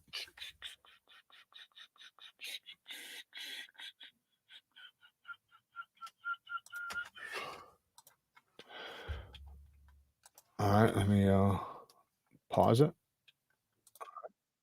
Ah, damn it. Stay paused. Share screen. Is it this one? Is it? Yeah, it's TikTok, right? All right, so let's play it. Customer states, "This is a shit knife. Just try to make it function." Just functional is not what I do here. It's a fucking Kramer. So I reshape the blade. I start with a 120 grit ceramic belt to create a zero bevel profile. I move on to a 220 grit to smooth out the profile and let the burr come to me. I do some of my voodoo shit to make the profiles perfect. So what he's doing is he has a belt and he's convexing it. So there's a belt. The belt runs on the machine, and what he's doing is he's grinding it on the belt, and he's not grinding the entire bevel, but he's grinding like just like the bottom half, like right here. And he's grinding that down, and he's trying to match it to the finish that's on the knife. He might have done the entire thing too, but that's what he's doing. So he's basically taking a knife that's a V grind and convexing it just slightly in order to fix all that damaged area. Yo, home dog, what's up, Jim? Why does his voice remind me of someone narrating from the perspective of a stalker? Doesn't it? Yeah, you're right. Very. You're not long enough on the channel to understand, it seems. What are we talking about? He talks like he wants to be Batman. Yes, he does. Yes, he does. Bang gang. What's up, Barry? I pinched and zoom. All right, I read that one. All right, guys, thank you guys for joining me. Thank you guys for getting call back. I definitely appreciate that. I hope there was a lot of you that went. I really hope I don't go back there and he beat me on the amount of people. Like, I hope 20 of you guys didn't just go, because he got me with like 150. So it'd have been nice to get him back with at least 100. Guys, work hard, stay tough. Until next time, peace. Don't forget the giveaway on Saturdays. This Saturday, big giveaway.